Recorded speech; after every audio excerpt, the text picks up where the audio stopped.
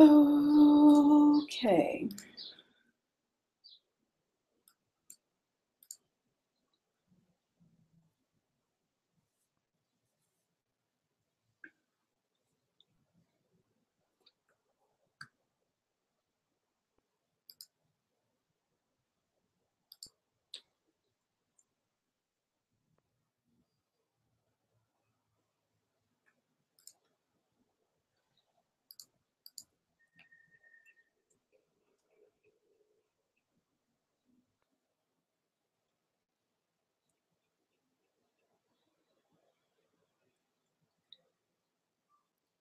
So Safari is looking better than Google Chrome.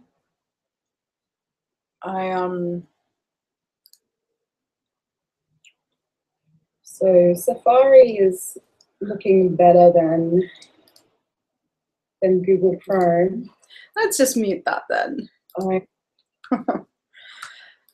Oh yeah, I had a Google search. I was like, why is Google Chrome, like when it transfers to YouTube Live, why is it so pixelated?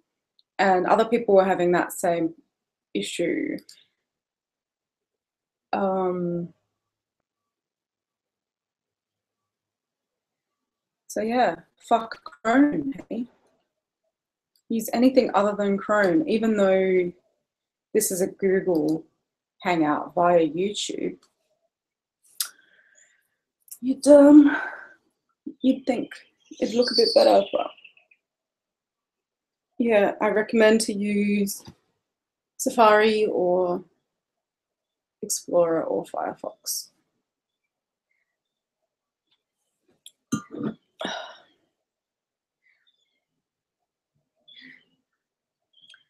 I think Curt might be trying to get in. Are you? Let me know if you have any issues.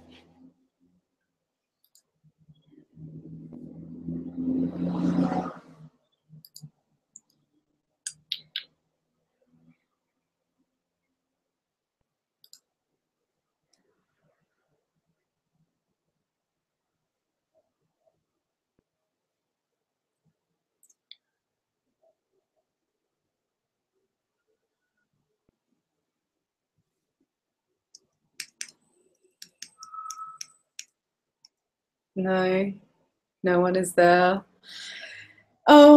So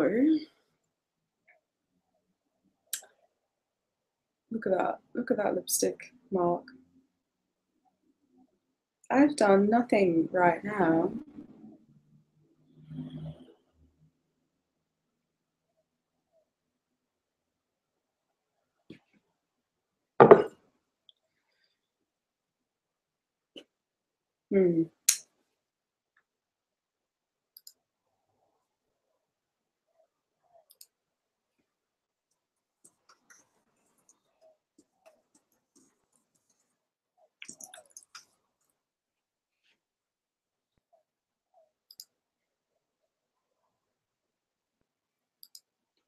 He's not seen them. Okay, so that wasn't Curt. Who the fuck is watching? 3 watching. Oh, Ma Baghead.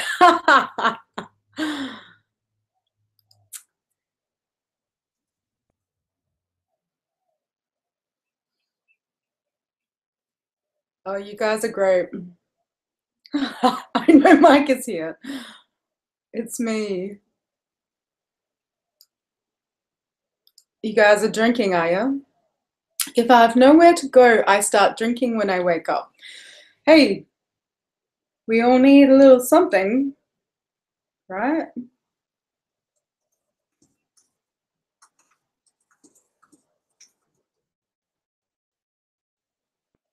I will give Mike and Baghead the link here. Oh no, that's a YouTube link. I need the Google link. Wait a second. That's cool that you guys are watching. Makes the day so much better. If I didn't have to work, then I would be joining you. But I do, unfortunately. Here we go.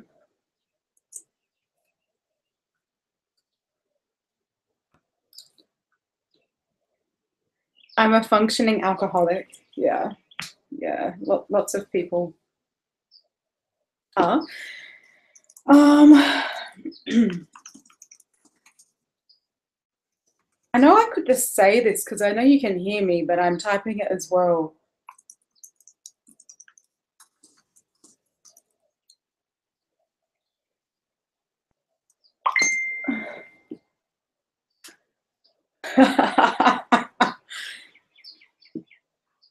Everybody, can you see Fugly? Wait. Fugly will, no, you can't see. Okay, god damn it. No. And that's Diana. Diana there.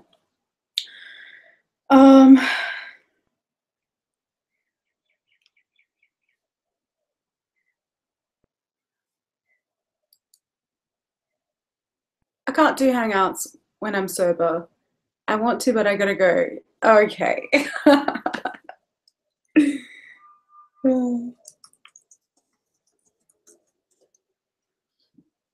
I'm just waiting for my friend Curt to come in because we're testing this out for Saturday.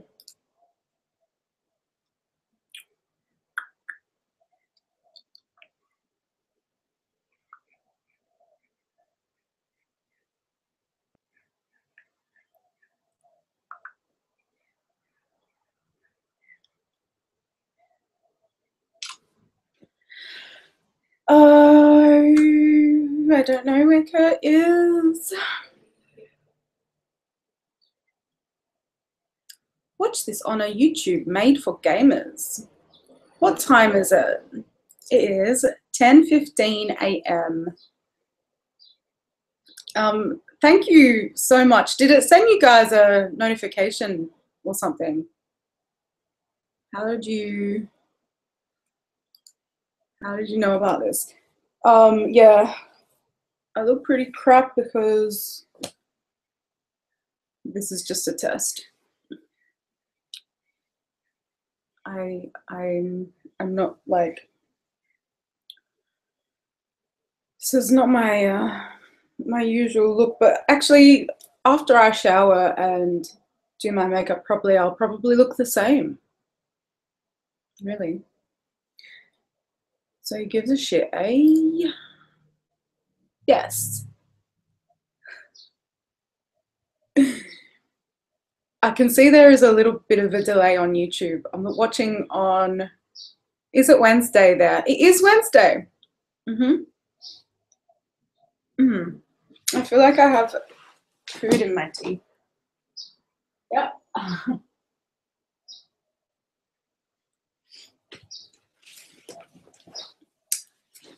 Yes, yes, it is Wednesday.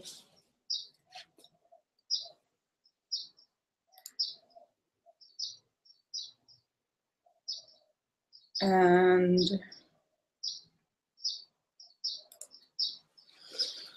it's Tuesday. Yep, you guys are,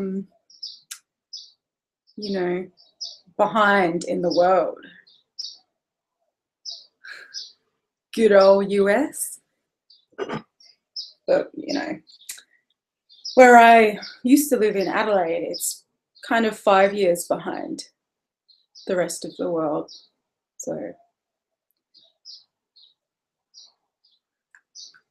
thank you for chatting. This is cool.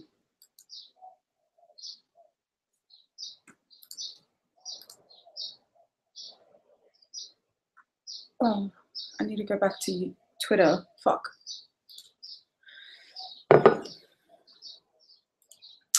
Oh, there it is. Twitter. Not Curt. Still not there.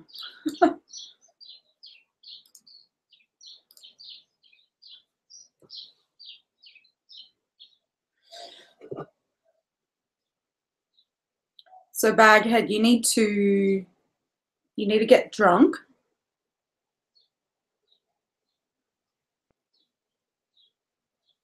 Two showers a year, amateur. I don't think she can see our convo. Yeah, I'm just reading back now. I just took my annual shower. I take about 2 a year.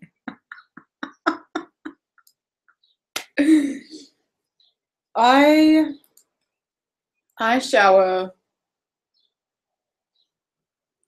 Well, look, I mean, look at this hair. Like, I need to take a shower every fucking day, or it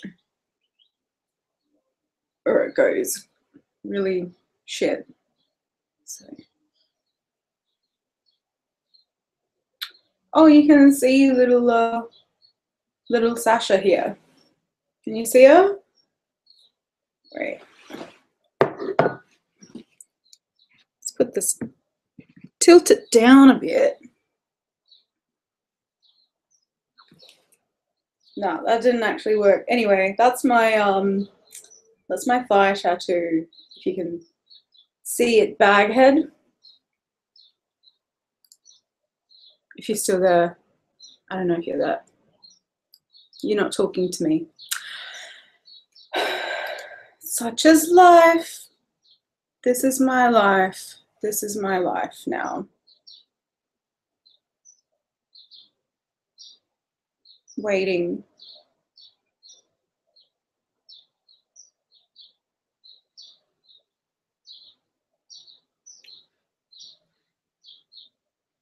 Waiting for someone to test my link.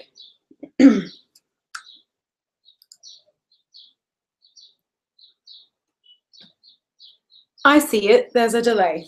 Yes, there is a delay. There is.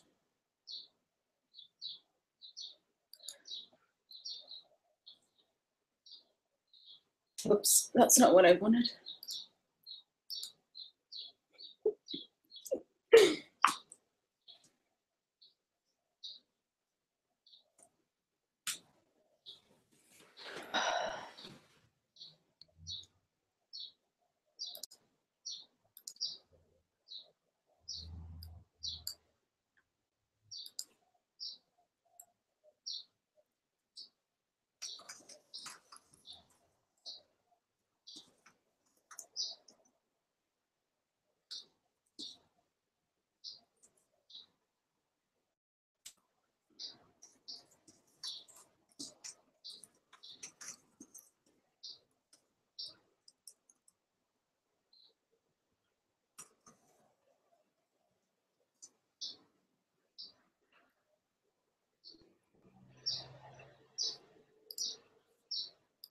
Oh dear. I need to check something. Be right back. No problemo, Baghead. You take your time.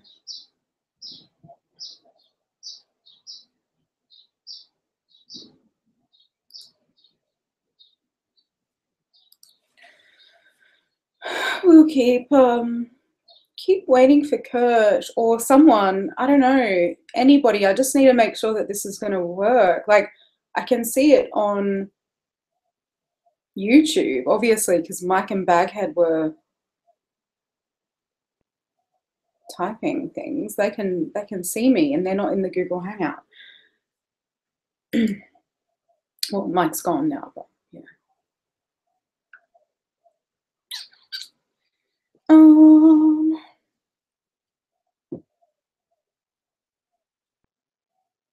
my face looks red. And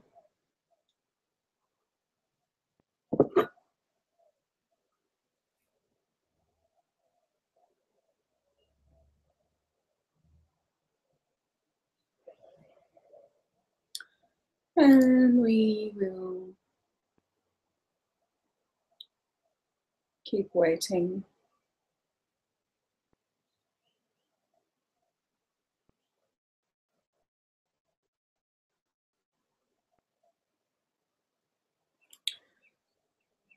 Mine's gone now. Yeah. Is that what I sound like, everyone? Better mute it. Better to mute.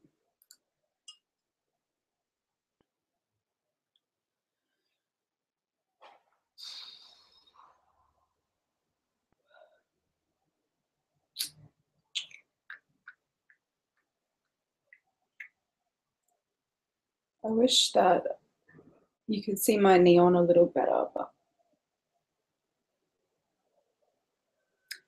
You can't.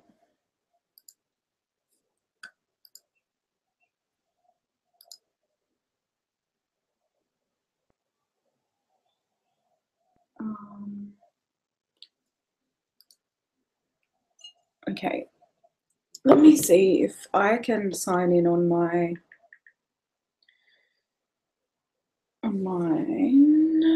Let's see.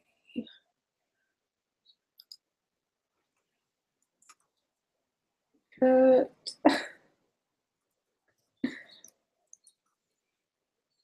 No, you're not there.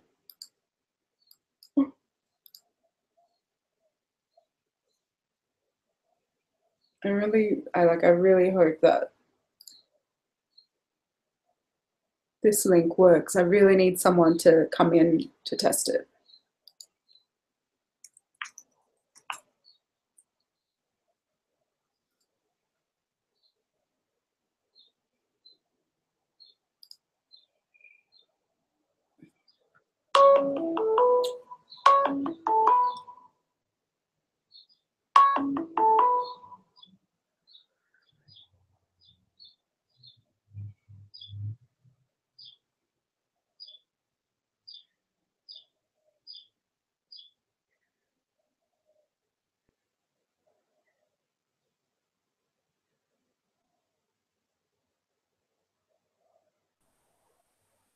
Yay!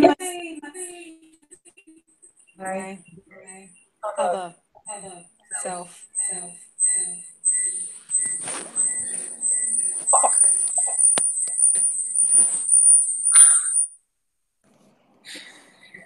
Okay. Mute one of the fuckers.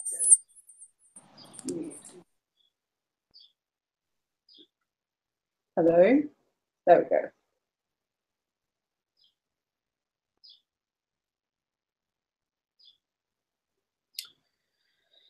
All right. Now, yep, it's just me and myself again.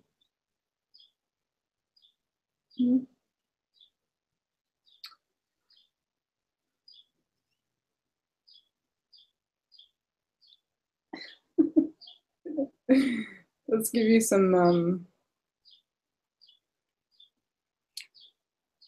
visuals. Upside down.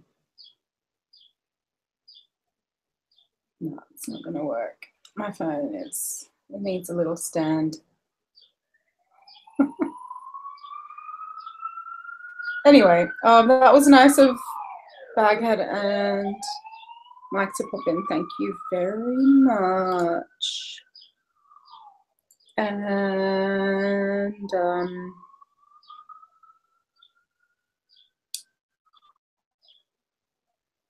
but Curt, I don't know. I'm back. Had to feed a stray cat. We don't want you to see that. We're ugly middle-aged men. Excuse me. I think I've seen what both of you look like, right? You have videos on YouTube. And Mike, I've seen photos of Mike. Oh, now oh, there we go. It's a bit better.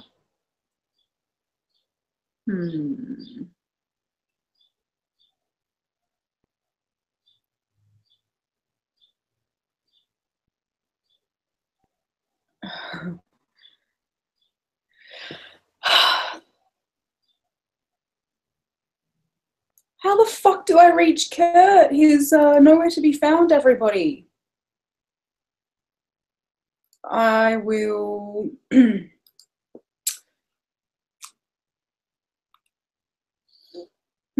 I'll just post it on Twitter and I'll at Curt.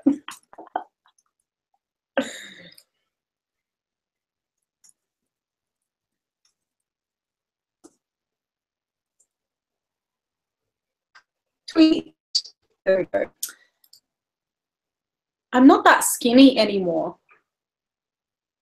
Do you think that would bother me. Have you seen how far I am?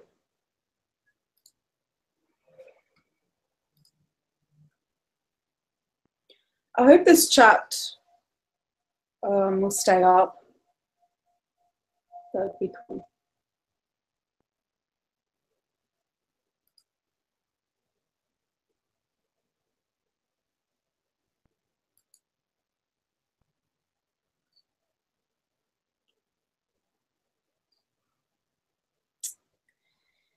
So, Baghead, you feed stray cats?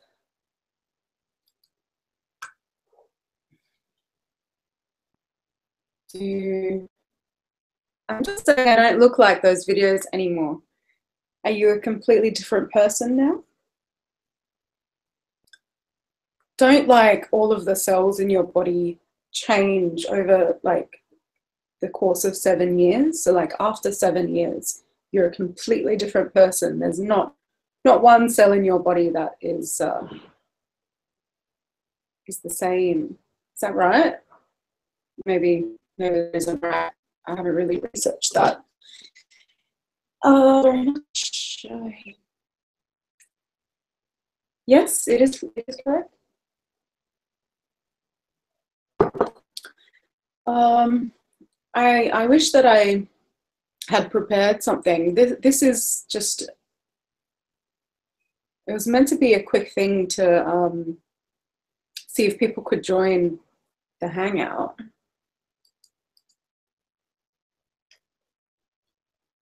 But I hope that it would be Friday night your time.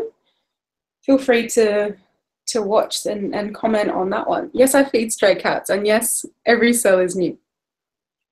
Cool. I know you sent me pictures of your cats before. Yeah, so on Friday night US time, we'll be doing the proper Hangout that will hopefully go for hours. You can do up to 8 hours on these things. Oh look, you can see my little Bart. You can see Bart up there. Where is it? Bart Simpson. I should probably clean my room before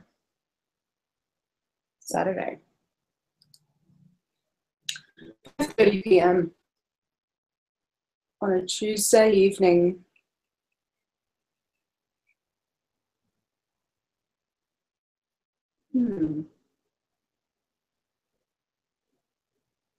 Well, enjoy your Tuesday night. Thank you for chatting. I'm still like, I have to wait until someone joins this to see if it's gonna work.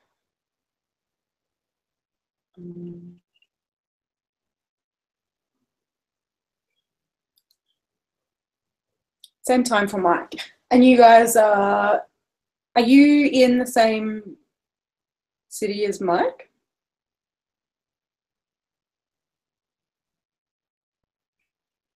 You guys are in ABQ, right?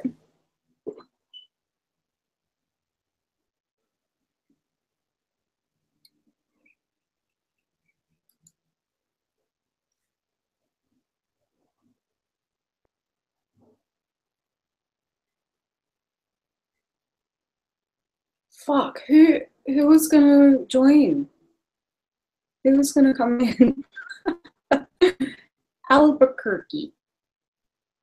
Albuquerque. I think I know someone else who's in Albuquerque, involved in this this Andy Kaufman stuff. Have you ever explored it?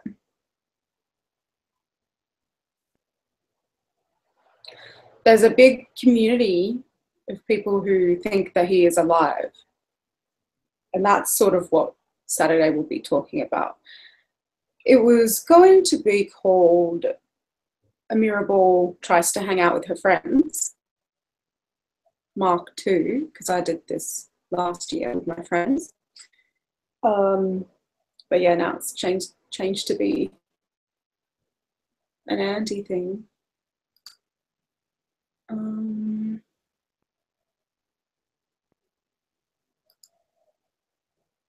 Kurt's gone.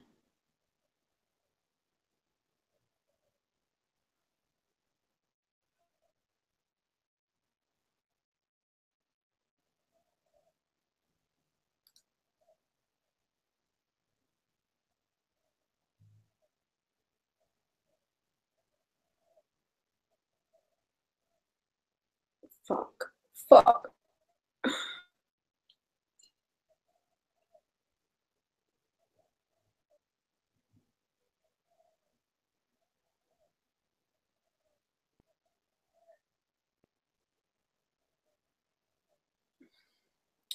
Hold on. So see, I have 4 minutes until this thing downloads.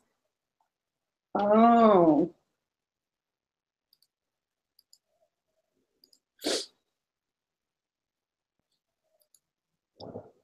I'm downloading Chrome right now.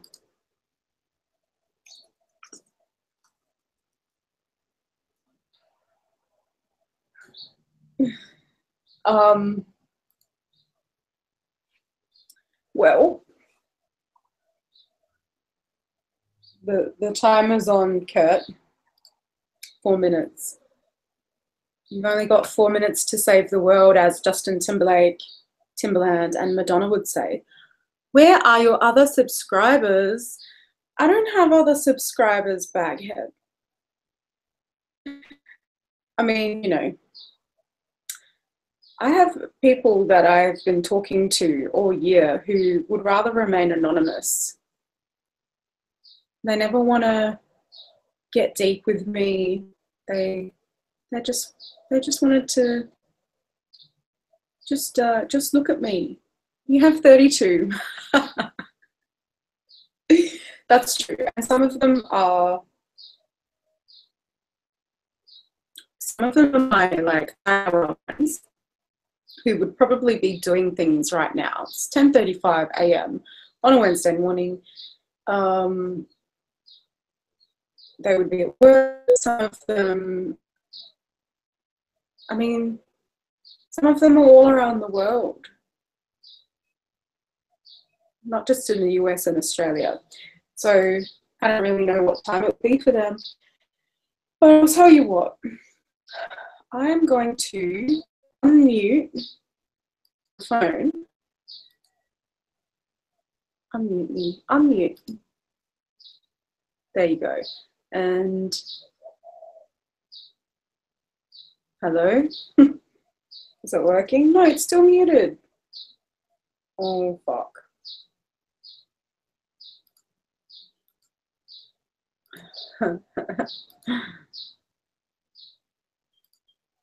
Unmute.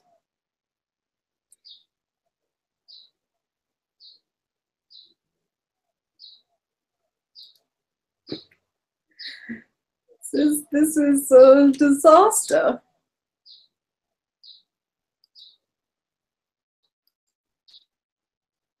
Unmute me. No. Where's that control room here? Yeah. Hello?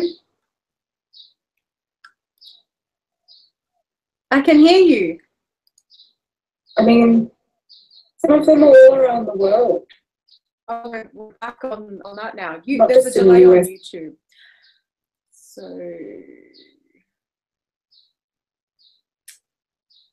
why does it say mute?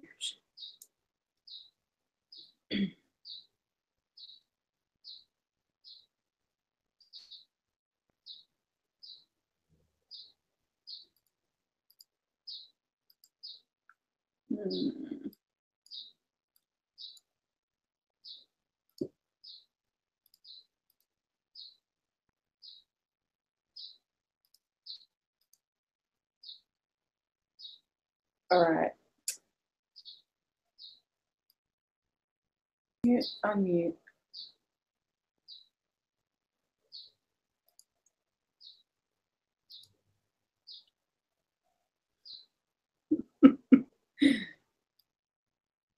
one's muted now. And then this one. Great angle there.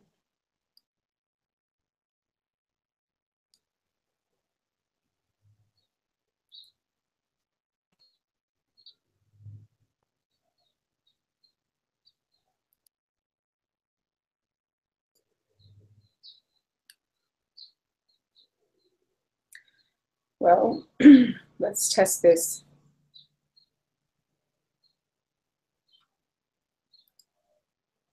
Hello? Can you hear me? I think you can.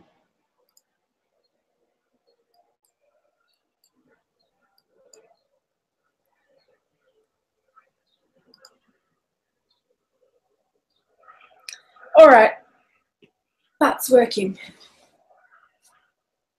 So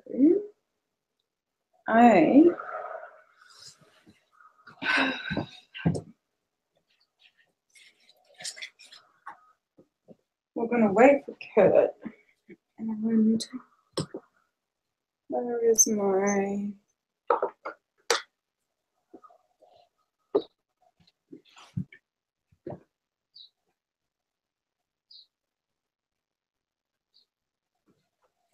now Baghead.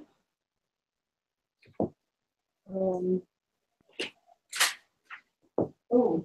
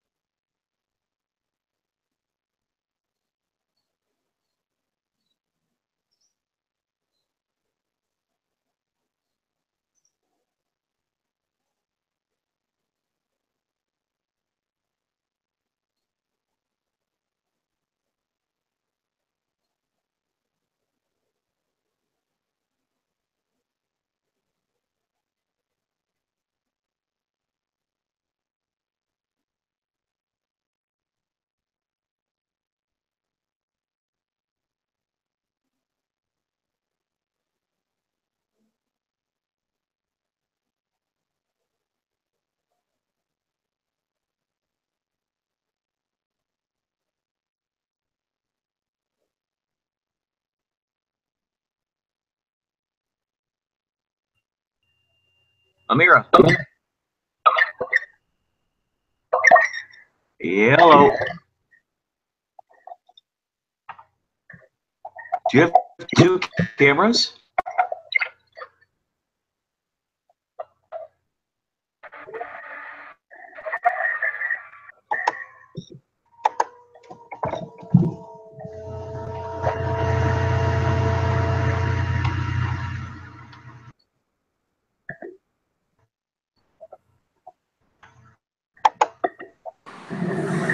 Hello? I am on now.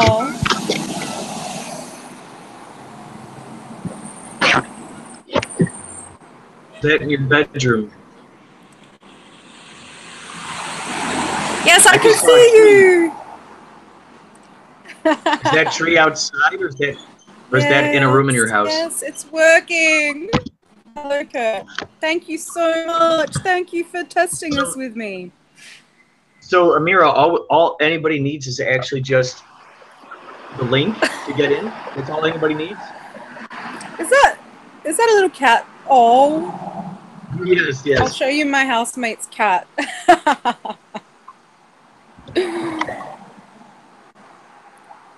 So, all anybody actually needs is a link to this thing, right? Is that true? That's cute. Can you hear me? That's cute. All right, let's go back inside so I can hear you properly. Thing or no? So interesting. Simultaneously.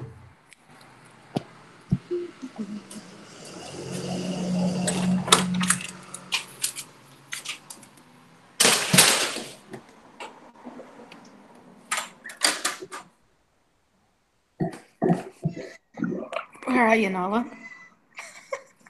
Awesome. Look, do you want to see Curt's cat as well? Look at it. Look at it. There's a cat up there. Gonzo, look, there's a cat up there. There's a cat up there. Oh, right.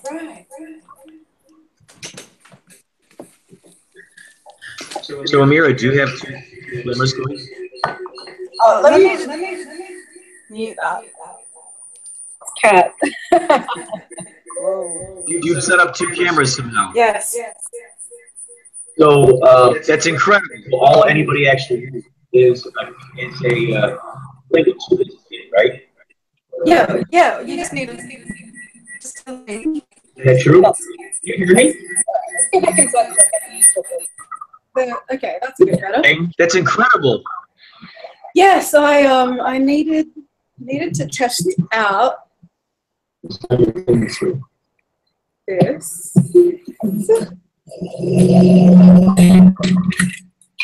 Yay! Hello? I think we got rid of the echo. Where are you, Nala? Awesome. I think the echoing adds to it, actually. Totally. All right. A briefcase full of blues. Ooh. Is that your Blues Brothers? Yes. Very nice. Yes. Love it. Hello, Cat. What's his name? His name is Dr. Gonzo. Doctor Who. He's Doctor because of Doctor Who, and then Gonzo. Well, Dr. Gonzo, which is actually, I think that's Johnny Depp's name. Dr. Gonzo in Fear and Loathing in Las Vegas. That's Hunter S. Thompson. Dr. Gonzo. That movie's great. That's him. He's awesome. How long have you been living with that kid? Oh, for about a year, or maybe more than a year. Do you get along well? With Nala? Yes, I mean I'm allergic to cats, but yeah, we make. Hello. You know what would be funny is if you positioned your other camera on like some kind of like, let's see. Do you have like a laptop in another room that you could like run Andy Kaufman videos on or something? How strange would that be? Because if you put your phone on in another room facing, like if you had another laptop, another computer or something like that, or even a television with a VHS or something, DVD playing of an Andy Kaufman just movie, it'd be awesome, because then in a sense this just popped into my brain. I was thinking then his spirit would be with us, and he'd be right there with us. I can put my laptop on. Give me 1 second.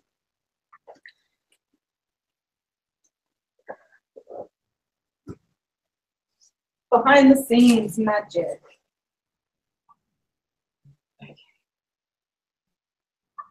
Oh yes, yes, yes, yes, yes, yes, yes, yes, yes. Oh. That's perfect. So, this is what Stephen Maddox used to do when he would do the Hangouts. Like Maddox would have another iPad, and that would just be outside, just to give this effect, like that it was a completely different area, like a completely different location whatsoever. Put it up with the picture of Nathan McCoy up there, and so it would give this idea that Nathan McCoy was right there watching us. You know, that Andy was like right there in the Hangouts watching what was going on. It wasn't until later in the Hangouts that you realize, oh my God, he was just using an iPad the whole time for a different location. But that might be kind of fun for this, you know, when it comes time for our Hangouts, laptop going, maybe in a different room or something, and then you have that iPad going, and a mysterious thing, because then everybody's wondering, like, okay, who is this other person who's got that thing running? So it'd be kind of cool. It'd be kind of cool. I agree. But let me just make sure the internet is connected on here. It says no internet connection, and that's always the way, right? When you need technology to work, it just won't. It won't work. So I'll give that a second. All right. So while that's working, how long did it take for you to figure this out, actually? Well, For you to figure out. To get the Google Hangouts happening? Yeah, to do a Google Hangouts and like to know that like everything will be in good shape when it comes time to do it. Well, I have done 2 tests now, and this morning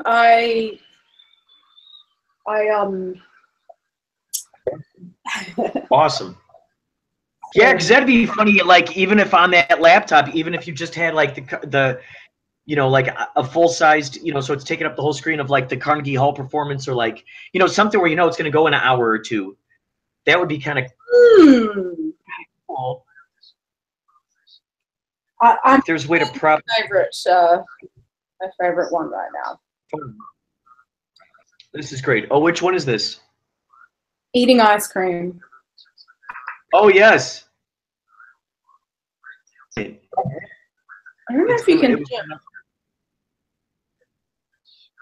Yes.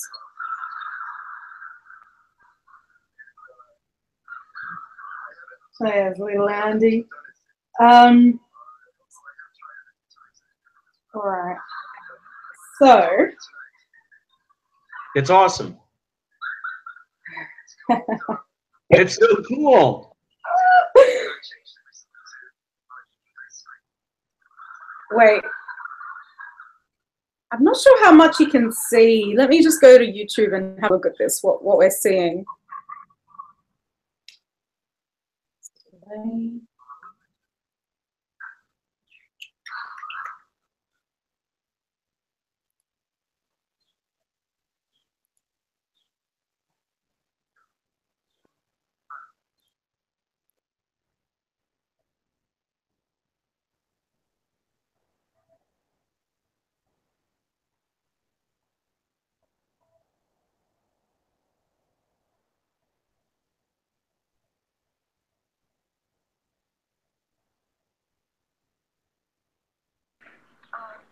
There. Oh my God, that's awesome. Oh, that's awesome. It's awesome. Whoa. It's brilliant. Do you have any desserts?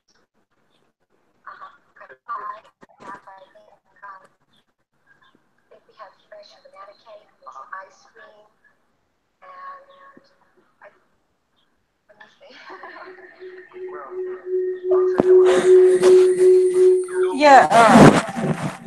I need to. Like his Whoa. aura. Need to work this out. Could I pick up some ice cream? Work the echo I can out. see his aura captured. Chocolate ice cream, one scoop. And can you put it in a soup bowl so I can stir it around? Shit. I'm so sorry. Don't know why. Maybe some water after. No, it's okay. I'm doing the drink. Crazy. I love the fact that this kind of technology exists, that we're able to actually do this. This is so kick-ass. It is. It is very cool. Yeah. It's amazing, like, all of those people who exist at that moment in time who are there during this performance, nobody there realizes that we exist, and we're watching the experience that they had. They have no idea that we exist. How interesting is that? It's like we're ghosts. It's like we're ghosts. It's like we're some sort of gods who are just kind of peeking in on their realities. That's happening for them in real time. How interesting is that? That's happening for them in real time, and for us, we can go backwards and forwards at any moment in time. It's true. Just through 1 second. You know, we can just go over and over again. But look at this. For them, it's unfolding in real reality. For us, we have the pleasure of going boop, boop, boop, boop, back and forth. Other people who watch the replay will be able to do the same thing. They'll be able to go back and forth watching this. 1 sec, I have an alarm going off. Hold on, let me shut this off.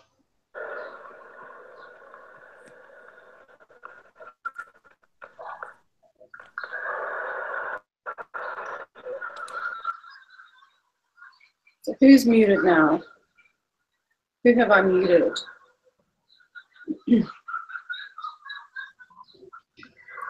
So, okay, so anyone who has a link can actually go in here and check this out. Now, happen to be logged in, when they find this link, or whatever link you're gonna have, like for instance, when can you set up like one of those Google events in this, and then you can put that Hangout link in there, so in a sense it can kind of get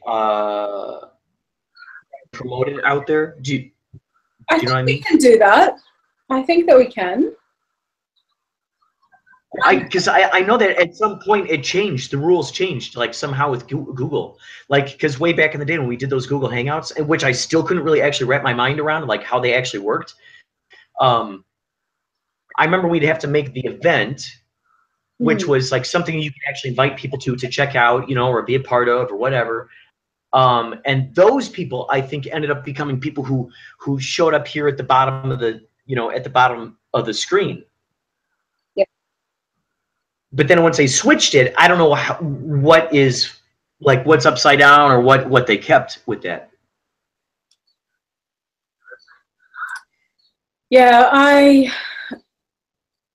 don't know, because when we did the May 16 Hangout, I know you did the Google event, but then oh, that's right. Yes. forward to YouTube. So I think we can make an event. I can post the link for the Google Hangout. But I don't know. Like I don't think they're connected anymore. I don't think the Google event is gonna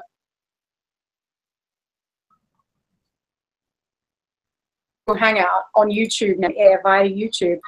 But we can certainly make an event page on Google. I'm happy to do that. What's the Google Hangout? What's the difference between Google Hangout and YouTube Live? What's the difference between those? Well, I mean, with a Google Hangout, it doesn't have to go through YouTube. You can just do a Google Hangout and not broadcast it. But if you do it through YouTube, then it's like streaming now. I'm watching on the YouTube page. I'll send you the watch link. Hold on a second. I'll send it to you on Twitter. awesomefoundation.org. Yeah, so I don't really know. They've really stuffed it up. It was much easier before. When I did this last year, it was easier to do. But yeah, now you have to do it all through YouTube if you want it to be streamed, like and archived on YouTube. You can just do a Google Hangout whenever you want. Well, so for instance, I guess my question is like, what we end up doing. Will that, number one, be able to be viewed by the populace that's out there, and then number two, will it be something that is saved? Yes. So it'll be able to. This one that we're doing right now is already on YouTube. I had 2 people who subscribed to me, 2 friends. They were commenting. So if you click that link, if you're able to, I sent it to you in a Twitter DM. Then you can see on YouTube what's streaming right now. That will be archived on my page, as well as the chat. Fingers crossed. I hope the chat stays there. So go ahead. Well, so the really actually there isn't necessarily a difference between Google Hangout and YouTube Live. Like there isn't necessarily a difference. The only difference is that if you do a Google Hangout, like we did on May 16, a Google Hangout, not through YouTube, it doesn't get recorded. You have to do it through YouTube if you want it to be like archived onto YouTube. Okay. Okay, so what we did was I accidentally did not make it public. So when I did it, it was public, but it just wasn't streamed through YouTube.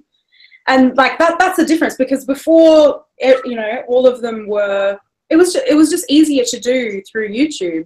I don't know why they've kind of disconnected it now.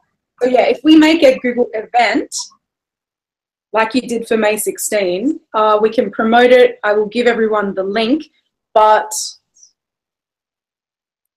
you know, it's. I don't think like you need the Google event to promote it. If we just give everyone the link that I already sent you, that will only be you know, workable when I start the broadcast. That's why like you clicked it and there was nothing there because I hadn't started it yet, so it didn't work. Oh.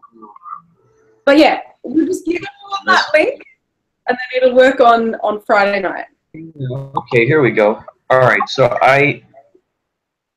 within the Twitter DM here. Yeah, right. YouTube, so it stays up. That's quite a fractal. Holy moly! And my friend Baghead said, "You're watching." Yeah, I'm gonna watch it because I think it has a few second delay. Did you notice that? I think it has like a 2-second delay. It's so interesting. So he wrote in the chat, "You're watching a tape of something that happened, not the actual performance." I just saw that. I just saw that. And you're right. I wonder who do you think they're talking to, and what do you think they're actually talking about? I think they were talking about the Andy performance when we were saying, you know, we're watching it. Those people don't realize that we're watching that, you know, they're experiencing that in real time. But he said, we're watching a tape of something that happened and not the actual performance. And that's true. That's right. Oh, I see. So he's commenting on something we talked about already. Yes. Okay. Yes, yeah. I'm aware of that Baghead 777. I know that was something that happened already. I know. my revelation here, Baghead 777, or what I call that, Baghead 7 to the third power. But Baghead 777. Baghead This is the thing: is while we were watching that, I think the revelation was that it was happening in real time to us. We're watching that as if, you know, we're looking through these veils of like the mists of antiquity, and you know, like the idea that they have no idea that we exist. And so in a sense, we're kind of like gods or ghosts or some kind of like, because we're popping in and popping out of there. We can rewind and fast forward and move backwards and move forwards on 1 second of their life during that time. And yet they're not aware of it. They're completely unaware of the fact that we exist and the fact that we're watching, to them, their history unfolding in real time. To them, that history is unfolding in real time. To us, it's something that happened already. And so we have the luxury of bouncing around. So it's such an interesting thing here. So hopefully Baghead 777, if you're still around watching this, hopefully that helped explain sort of what's going on here. He is still there. I believe he is. And what I think is interesting as well is that we now will have people going to this Amira Ball test YouTube live again, and they can go back and forth, and they can watch us watching Andy eating. Yeah. So we've become a fractal. Like, we've set up a fractal for the future, a future fractal, if you will. That's right. We've set up there. So we're looking back on someone else's history, analyzing each of those moments within their lives, going backwards and forwards, analyzing it. Have they set any clues in here? Have they dropped any little Easter eggs? And then others in the future are actually looking back on this, which is actually happening in the past. So this is all just a memory. That stuff always fascinates me, right? So we're a memory in someone's brain right now, but actually for you and me, it's unfolding in real time. God, that stuff just blows my mind. On this, who's aware of like this Andy Kaufman lore, or like your time travel GoFundMe page, or I mean, absolutely anything concerning Stephen Maddox or Andy Kaufman on this, and think that perhaps there's a chance that because we happen to be in the know, we have dropped little Easter eggs and or clues for them to pick up and think about, which could be written about years later. You know what I mean? Like, how crazy is that to think that somewhere in the future, the New York Times or Huffington Post again, or, you know, who knows what, is like writing about this elements that are in this conversation, which is tied up within all of the stuff that's been going on with the AndyKaufmanLives.com and all that stuff that's been going on throughout that whole time. It's like, it's such a mind bender. It's such a mind bender. And so, like, at this point forward, even if we don't actually leave any little codes or any Easter eggs or anything, people can always say, "Oh yeah, that's right. That's just your misdirection." Like, you totally are, but you're just you're just saying that you're not. Do you intentionally? I mean, I know that I certainly do. In my, I mean, sometimes I'm just completely blatant about it. Oh, that's cool. Do you get it from the? Blatant about the symbols and Easter eggs you leave? Is that what you're saying? Yeah, because you know, like the hidden in plain sight sort of thing. Yes. Like, if you say, kind of weird, blatant things you normally do when you leave things in plain sight. Just totally, because they think no one would just be so blatant about it. That's what I felt when I was watching your old Google Hangouts with John, Jack, Steve Maddox, Fugly. You know, like there were things said in there that I was like, what the fuck? Like, because that's what I thought, that was sort of my introduction to this whole thing. Your Google Hangouts, right? So just this matches up exactly with what you were talking about earlier about the idea of someone watching back on what we're doing now. Yeah.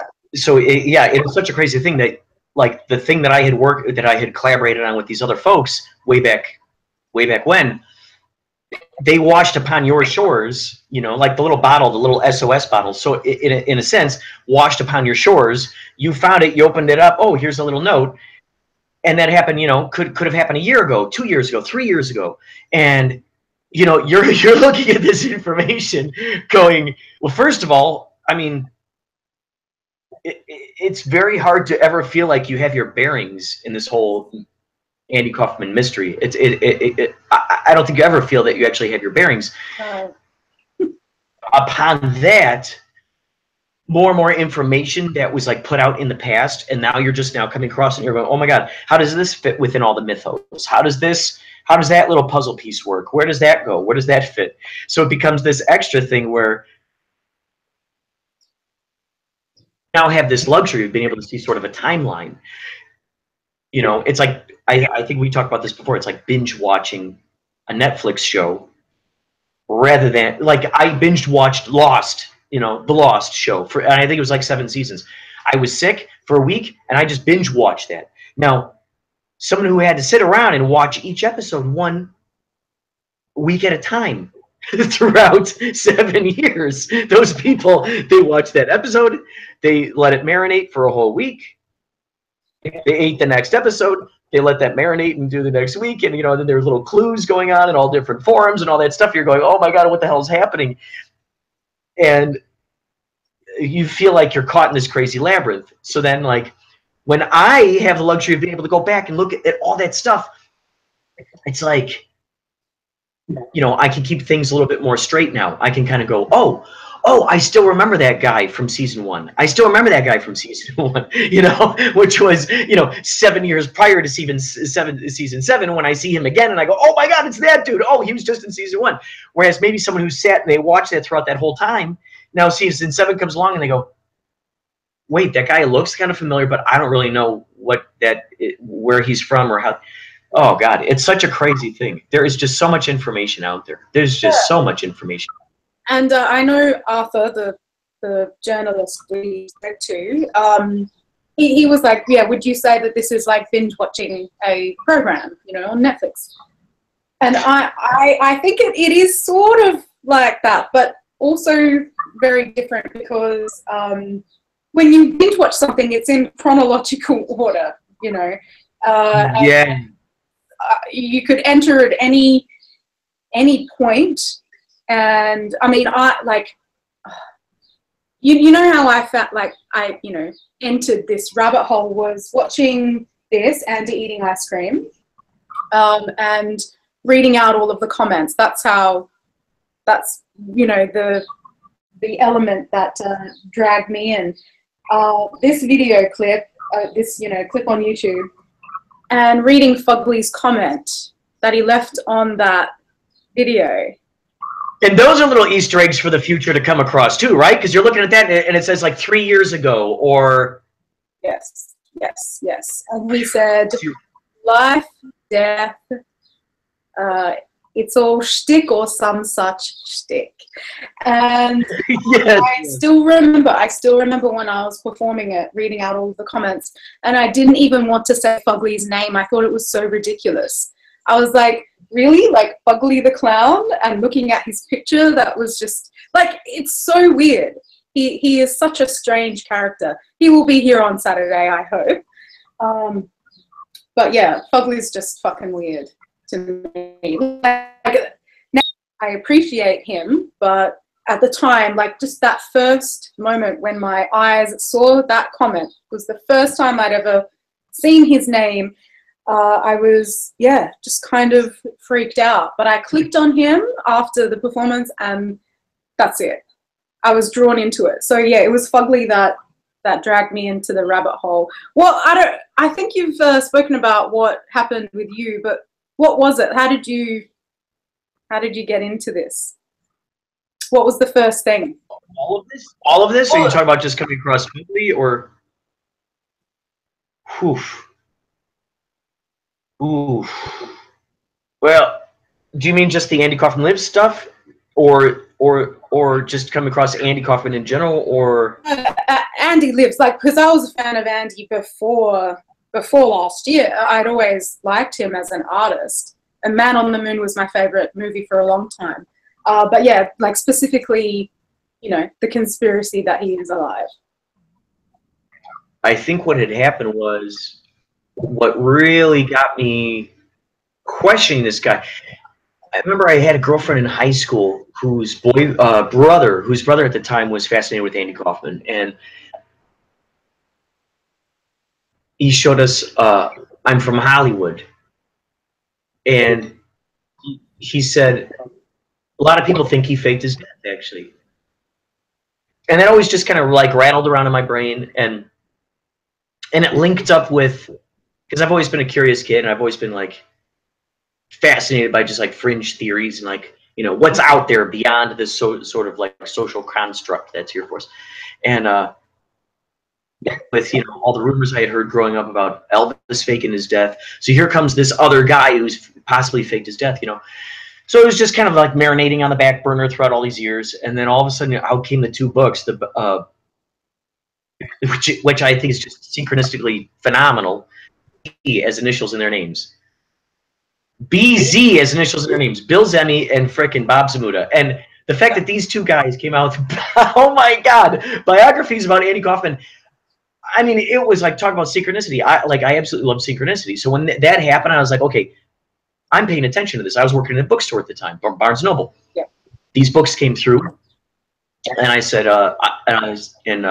Andy Kaufman Revealed was the first one that came through. So I read that one by Bob Zamuda, and I was just like blown away, because then it talks even more about the idea about Andy Kaufman faking his death. So I was just doing all this research and just researching, and then all of a sudden, you know, then what is it, Lost in the Funhouse or Found in the Funhouse by Bill Zemi came out, and I read that, and then he talks even more about Andy Kaufman possibility of faking his death, and all of a sudden that linked up with what my ex-girlfriend's brother had said, and I'm like, what is going on? And all of a sudden I was just like, it was like a fever, you know, and it became, it was, I had started looking around, did Andy Kaufman fake his death? I was just looking it up on different search engines. And back there's just like Yahoo and Excite, and, you know, Google was not a prominent search engine whatsoever. It was probably still out on the fringes, if it even existed. And I was just like looking up anything I could, and every once in a while I'd come up, like, I'd find some strange comment, like some comment on like some page somewhere. So I'd go and I'd be like, I'd go find it, and it would say like, Andy Kaufman now lives in Aruba, or Orange-Stad, Aruba. And I'm like, what? Question mark turning. And then I started finding these forums, and I started finding these blogs, and I started finding these chat rooms, and talking about the possibility of Andy Kaufman faking his death. There was Wave and Awake. That was one of them. One of them was called Network 54. Just lots of forums and blogs. And so then through that, I ended up finding out about I think it was the 20th anniversary. I don't know if that one was the Dead or Alive show. I think the 25th anniversary was Dead or Alive show. But it was called something.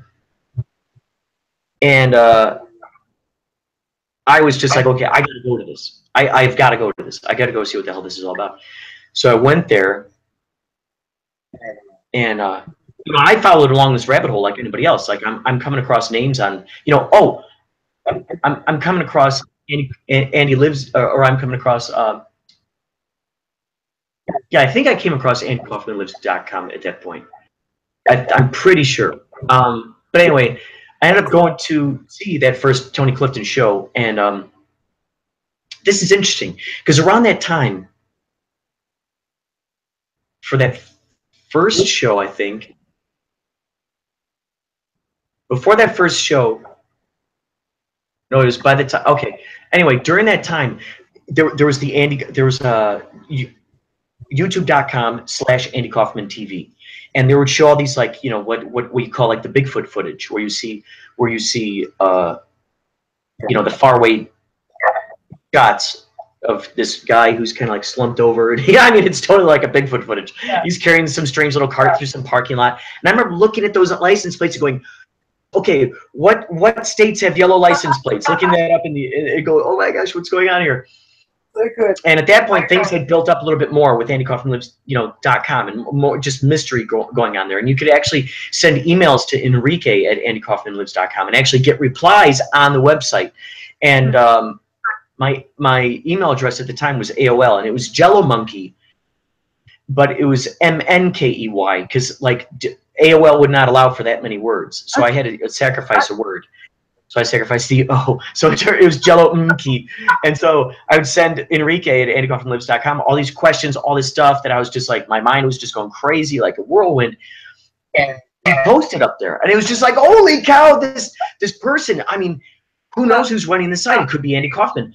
Maybe Andy Kaufman changed his name to Stephen Maddox. You know, there's these big question marks. Like, okay, keep seeing Stephen Maddox on there. I keep seeing Enrique. I keep seeing a guy named Craig. I keep seeing this woman named Julie Parent. I don't know, all these different names.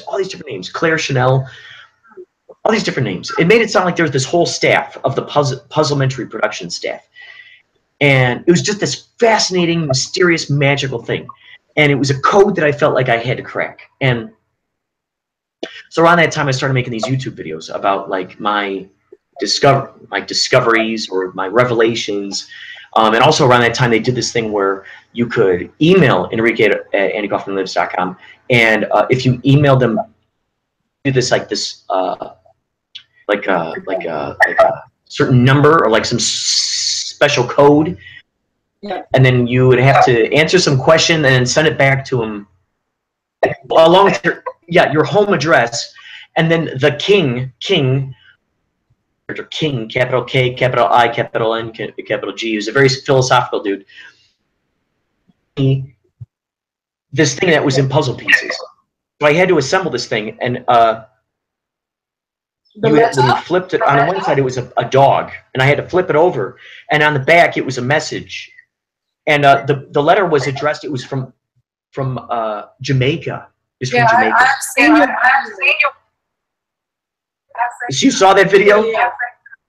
Yeah, and it exploded my brain. I'm like, what the hell? I received this strange thing. Let's figure this thing out. And Kat, actually, I don't know if you know who Kat is, but she's part of this whole lore, K-A-T. She ended up getting a letter, and I don't know if you noticed there's a video that I think it was AGKMNII, the man with no face. He was a guy who did videos.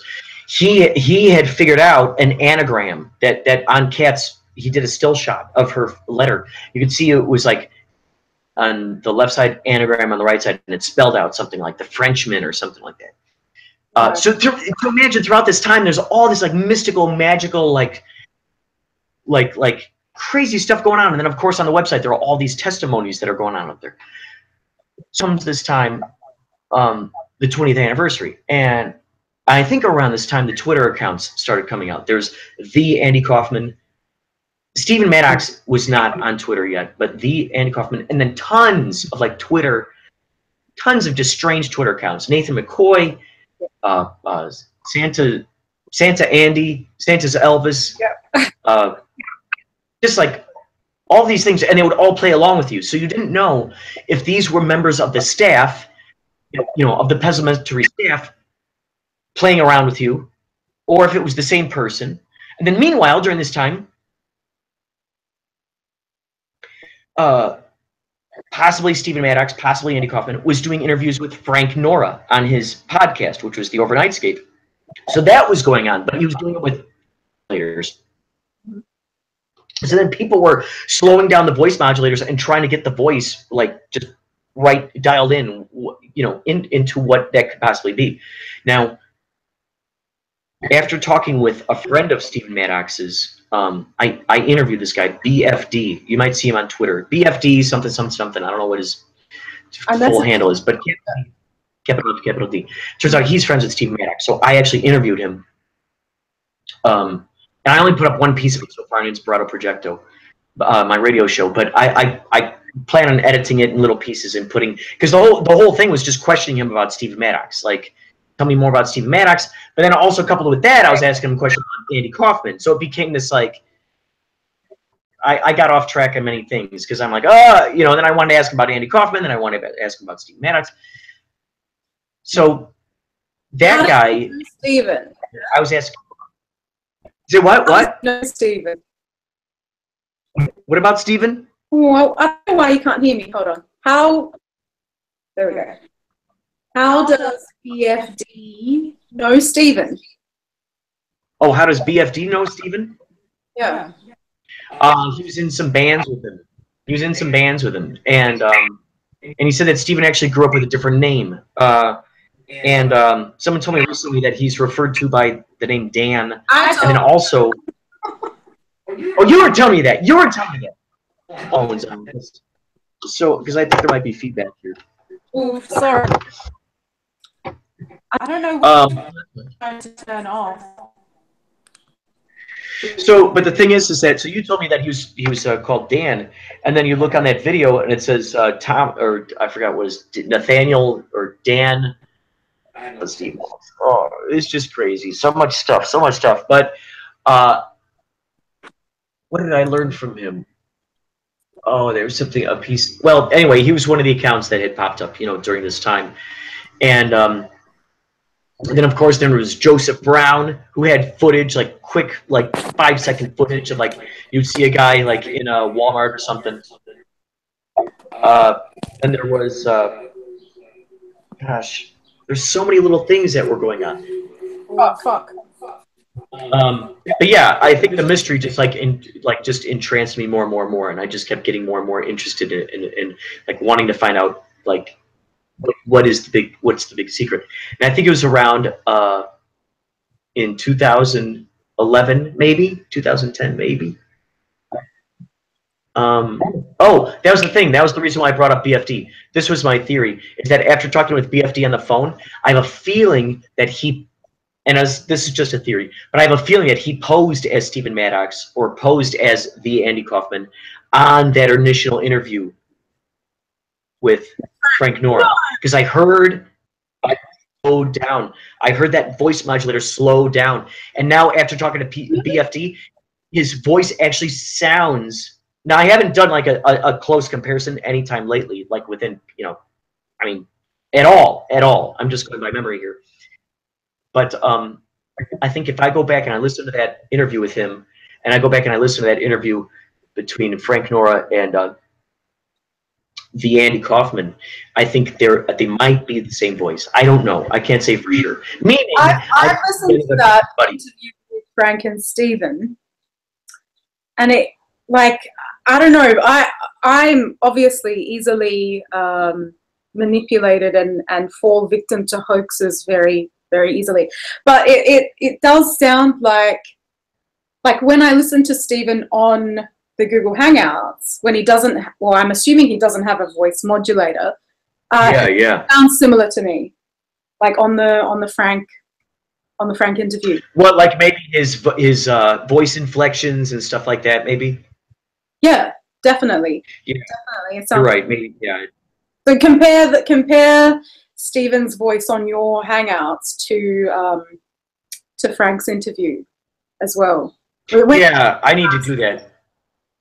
I need to do that because I haven't looked back at any of that stuff in quite a long time, and it's like, he was the only guy that any of this information was coming through. That was the interesting thing. Any of these ideas about Andy Kaufman faking his death was just all this information was coming through him. And then, and then you'd see little bits and little bits of strange stuff happening out there in the media. For instance, the Andy Kaufman awards with the daughter, or Michael Kaufman being in the documentary for the death of Kaufman, where he's reading his note, where he's reading that letter from Andy, or Nathan. Oh yeah, he says Nathan McCoy in there, doesn't he? He says Nathan McCoy, which is interesting. He says that the letter is from Nathan McCoy. I really would like to know what the rest of that note says. That would be interesting. So know that, like, during this whole time, things like that were happening. And then Frank Nora ends up going to the Andy Kaufman press conference, and he's there with Chris Gethard, who is now, this big-time comedian who actually met with Maddox or Andy, in New Mexico at was it Carl's Jr. or something, or Wendy's or something. And so all those strange things were happening, so it just kind of kept you on this, like, and information would trickle out few and far between, and it was just like this crazy thing. Oh, well, then Andy Kaufman on the AndyKaufmanLives.com, there's this whole thing where he was going to run for president. he wanted to run for president, you know, and that was going to be this awesome, big, crazy thing, running for president. And then and then this big thing where he says that he was going to be the next Santa Claus. And it was around that time that's where we started seeing the Twitter accounts. So throughout all this whole crazy time, there was that. Do you remember the Judgment Day thing? Do you remember the Judgment Day? What was his name? Harold Camping. There were all those billboards going up that were saying Judgment Day. This is happening. You know, the world is coming to an end on this specific day. And it might have been in 2012. It might have been in 2012. No. I think it was in 2011. It was like near 2010 to 2011, something like that. It was something like that. On the AndyKaufmanLives.com website, what was funny was that website would frequently parody big things that were in the news. So it parodied, it's a Judgment Day is coming. Judgment Day is coming. You know, just like, and that was the same thing that was going on in these billboards that this Harold Camping dude was saying. Judgment Day is coming. You know, bad stuff's going to happen. All that stuff was going on in billboards. On the AndyKaufmanLives.com website, it was saying Judgment Day will be here, and will give the truth to his disciples. And so there's this whole thing of like, you know, I don't know, somehow there's some sort of contest or something to be able to be one of these disciples, to be able to be told the story from the Father Creator. And you're like, oh my God, we're finally getting to the truth of what's going on behind AndyKaufmanLives.com. Is it actually Andy Kaufman? Who's Stephen Maddox? What the hell's going on? And I think it was then, that's when Frank Nora, Rebecca Foster, I don't know if Jack Bristow did or not, and me and my buddy Crafty happened to talk to Stephen Maddox on the phone. It was during that time that we each had talked to Stephen Maddox. That, you know, that's when I talked to him on the phone, because can you imagine, like, after going like 8 years or whatever, 9 years, with your brain twirling in this whole mystery, and just after everything you've ingested and all of these little tiny things on the fringes, all these little questions, all these major questions, all these little questions hiding in the shadows and the fringes, and then to finally like talk to this person on the phone. I called him up. He said I had to swear, you know. Yeah, he actually emailed me his phone number. And now this is something I need to like plant into this, is that throughout that whole time, Stephen Maddox had moved from address to address, throughout that whole time. And along with that, his phone number, frequently changing his phone number. So he wasn't very attached to anything. Yep. And also around, I think that 2010, 2011, some of the accounts, you would start noticing that some of the tweets would be deleted. So there was this like, plus some of the YouTube videos were getting deleted. And you're going, oh my gosh, you know, like this is, oh my God. Like, I can't verify that this actually happened to anybody out there in the world. You know, they're thinking I'm crazy. I'm talking about these videos that there's no record of their existence, you know. So then at that point, I started to try to do the best I could at saving whatever videos I could, whatever information I could, photos, whatever I could, to try to keep this. Okay, so anyway, it was either 2010 or 2011. I can't remember. The whole idea was that there was going to be a limited amount of disciples who he was going to talk to on the phone. Then there was going to be 2 or 3. 7 disciples? Were there meant to be? I think there were going to be. I think there were meant to be 7. I think. I know he was trying to mock it as closely to the Christ. You know, because the whole Christ story, you know, and it was just perfect timing, perfectly synchronistic, the way that it all happened. You know, saying that will tell you what's going on. The sun has risen. You know, the sun shall be resurrected. You know, all this like amazing religious connotations that were just astounding, you know, and of course, you know, which goes along with the whole lore of the fact that someone else was buried in his casket, you know, so, you know, basically like Jesus was not in the tomb, or was he in the tomb? You know, it was just like all these crazy little things that were matching up. And can I just say as well, there's this little like answers.com thing when you Google, you know, did Andy reveal himself to be, or did Fugly reveal himself to be Andy at Cedars Sinai? I don't know who wrote it. Maybe you did, but they said he revealed himself to be the Antichrist. Have you seen that online? No. Okay, it's somewhere there. So even like Fugly plays into this whole religious Christ idea, resurrection. They said they called him the Antichrist. Yes. That's fantastic. Yeah. How long that's going to be up online, right? Because that's also a piece of the Easter egg that's going to happen out there in the future. Someone's going to come across that and go, wait, Fugly's the Antichrist, you know, or, you know, if they come across the archive.org Wayback Machine, you know, AndyKaufmanLives.com, if they come across that, and then they see all the Fugly stuff where they end up seeing the, you know, he has risen, or Father Creator will do this, and then they're going, oh my God, wait, he has risen, and then the Antichrist, and right. you know, who knows how long these things are going to be staying online too. So that's the crazy thing. We don't know how long. There's always this trust within me, is that, and this hope and dream that these links and these things will be like preserved and last throughout time for people to go back and look at and verify and write articles about, and, you know, think about, you know, just like this guy, this Parisian guy, Arthur Surf, which sounded like such a fake name to me.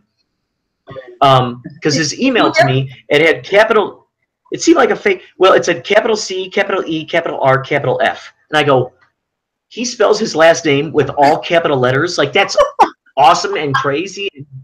That sounds like an alias, you know? So I Googled him, and it turns out Arthur Surf was dead. Arthur Surf is like a dead artist or something. Yeah. So then I'm going, this is strange.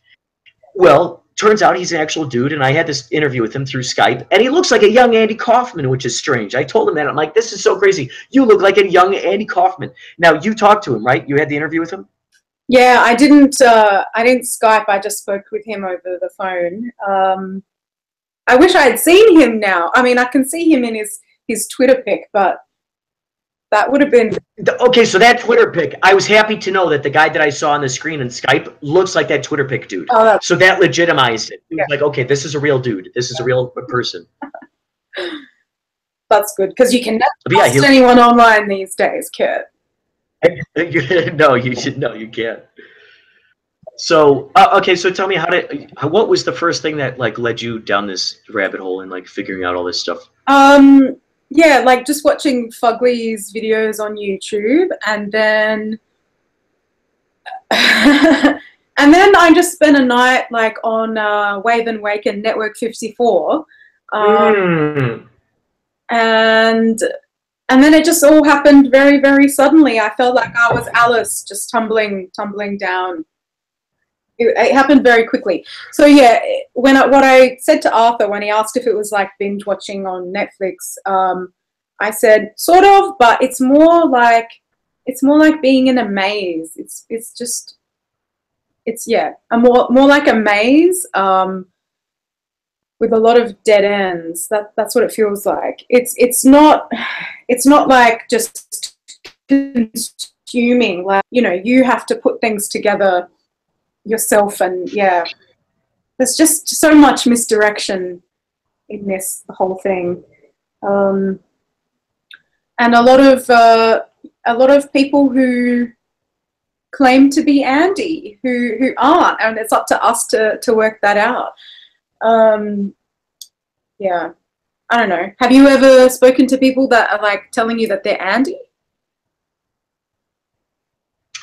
I received an email.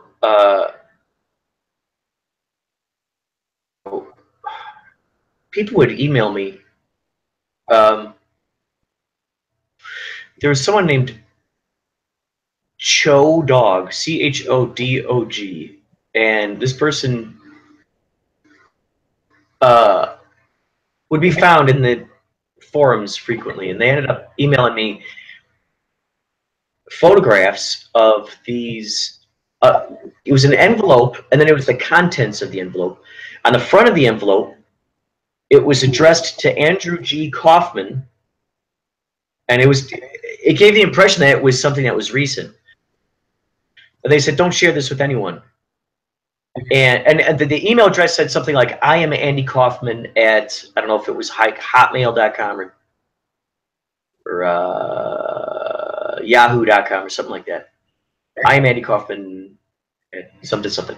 So it said, "Don't share this with anyone." And so the one showed it said Andrew G. Kaufman, and then the address is blacked out, you know, like you see like FBI forms, like redacted. And then it showed the inside of it, and it was all in Spanish. But it was like 3 pages of Andy Kaufman's social security number in use after 1984.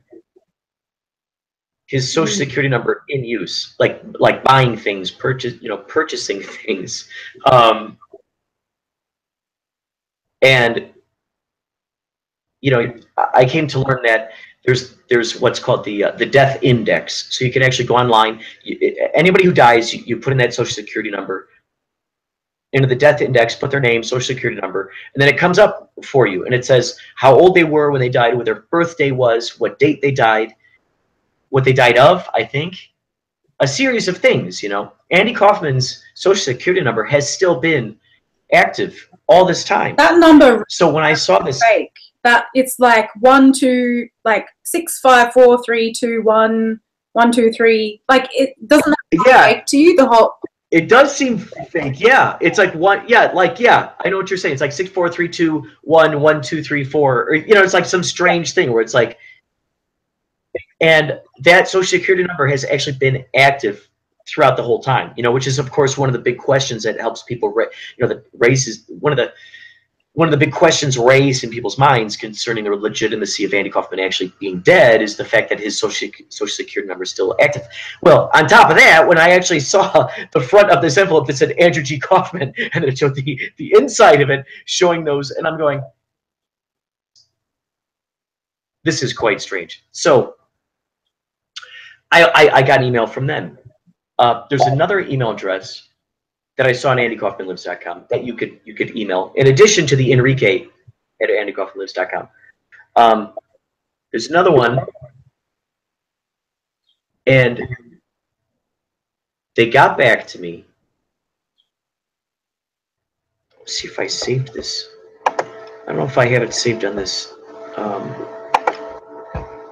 desktop or not. Ideally, hopefully, if I do, I'll read to you what that was. I read it for Kaufman Lives as well, for that movie. Let's see if I can find this thing. No, I can't find. It's not on this computer. But the email says something like, it was just this like long paragraph of like talking about how people want fame, they strive for fame, they strive to be recognized, they strive to be, you know, it's almost like they feel like they didn't exist unless they're seen, you know, unless there's the stamp of approvals on them from a large group audience, you know.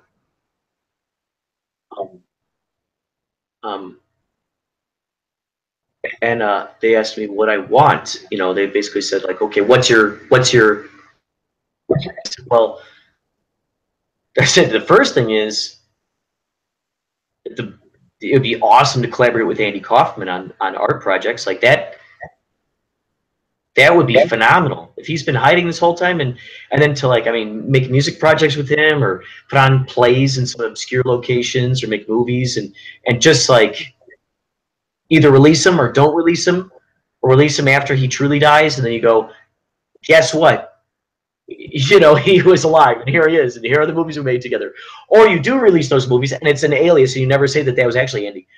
You know, just like number one, that, and then, you know, obviously the others of like just working with the people that I know and love and trust, who are ambitious and excited about making their dreams come true, and having my own network TV, and having my own my own radio station, having my own music label, and my own my own media things, so I can like celebrate people who are struggling authors and actors, et cetera, musicians, and put them up there and celebrate them. So I sent that to him, and then at the end of it, I said, ultimately won. And all that they replied to, or like, what's your end game, whatever, their reply to me was, I just want to relax. That was the reply. I just want to relax. So that makes sense. That makes sense. So I've always wondered if that was Andy Kaufman, speaking through this email, or if it was Steve Maddox, or yeah, but it's now after being in this for a year, that response makes sense to me. I at first was like, I think that he wants to do the biggest show business thing of all time, by coming back, but I don't think that is what he wants. So let me ask you this: if he did fake his death, Curt, which I think that you believe that he did fake his death, why do you think he did it? Why do you think that he faked his death? Do you think it was like, so it was this, the biggest like hoax of all time, or just so he could go and relax? Did he get so fed up with Hollywood, the cult of personality, celebrity, and just fucked off? It's so great, because I think I feel like any of those number of things that you just said right now would be perfect answers to your question. Because I when I was talking to the fake Andy, well, yeah, at first he didn't claim to be Andy, but yeah, let's just call him the fake Andy. He told me it's never the plan to come back. Like that was never the plan. Yeah, I know that's what Steve Maddox has, always said, is that Andy just kind of want to leave it a question mark in people's brains. And Maddox has also said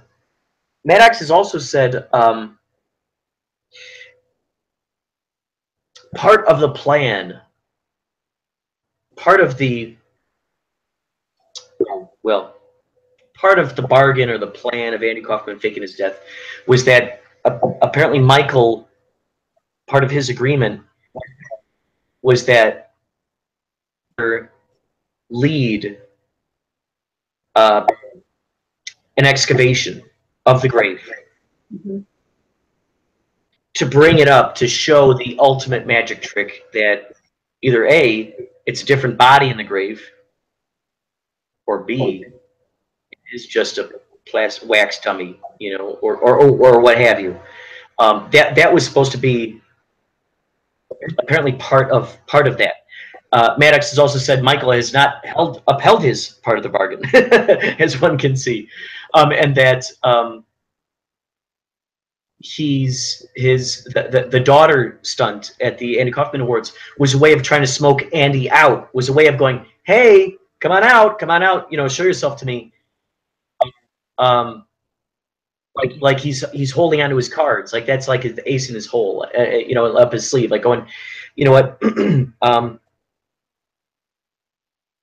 I'm not going to do that. Like I want, you're my brother, I want to see you, kind of thing. It's such a crazy thing, because like to go along with the answer behind him faking his death, I mean, it looked like throughout his whole time he lived very frugal. It didn't seem like he spent his money really on anything. I mean, yeah, hookers. I don't know how expensive those are, but did he spend all his money on hookers? I don't know. Did he squirrel his money away? Because I mean, it seemed like he lived a very simple life. So there's a good possibility that all of that money was waiting for him. So when he faked his death, there it was. It was they're waiting for him to be able to be able to live the new chapter of his life. A possibility of him wanting to fake his death could possibly be. I mean, we've seen in every example of every performance he's ever done, he takes that character to the limit and follows through with it every single time. I mean, if he's going to pretend to be a knife thrower, he's probably going to use real knives, you know, and just do it. But like, you know, that there's I guess there's more than two options here, but I'm seeing it as like, you know, the camp that thinks he did it to come back, you know, to be the biggest performer ever, or he got sick of being a celebrity and that was his way out. So I'm trying to work out what you think. Oh. If I think he's coming back, or if I think if or what. Yeah. Do you think that this is like this is the performance and there will be an end result that he comes back and everyone freaks out and this is, goes down in history as the biggest hoax of all time that he pulled off, or there's never any resolution? I mean,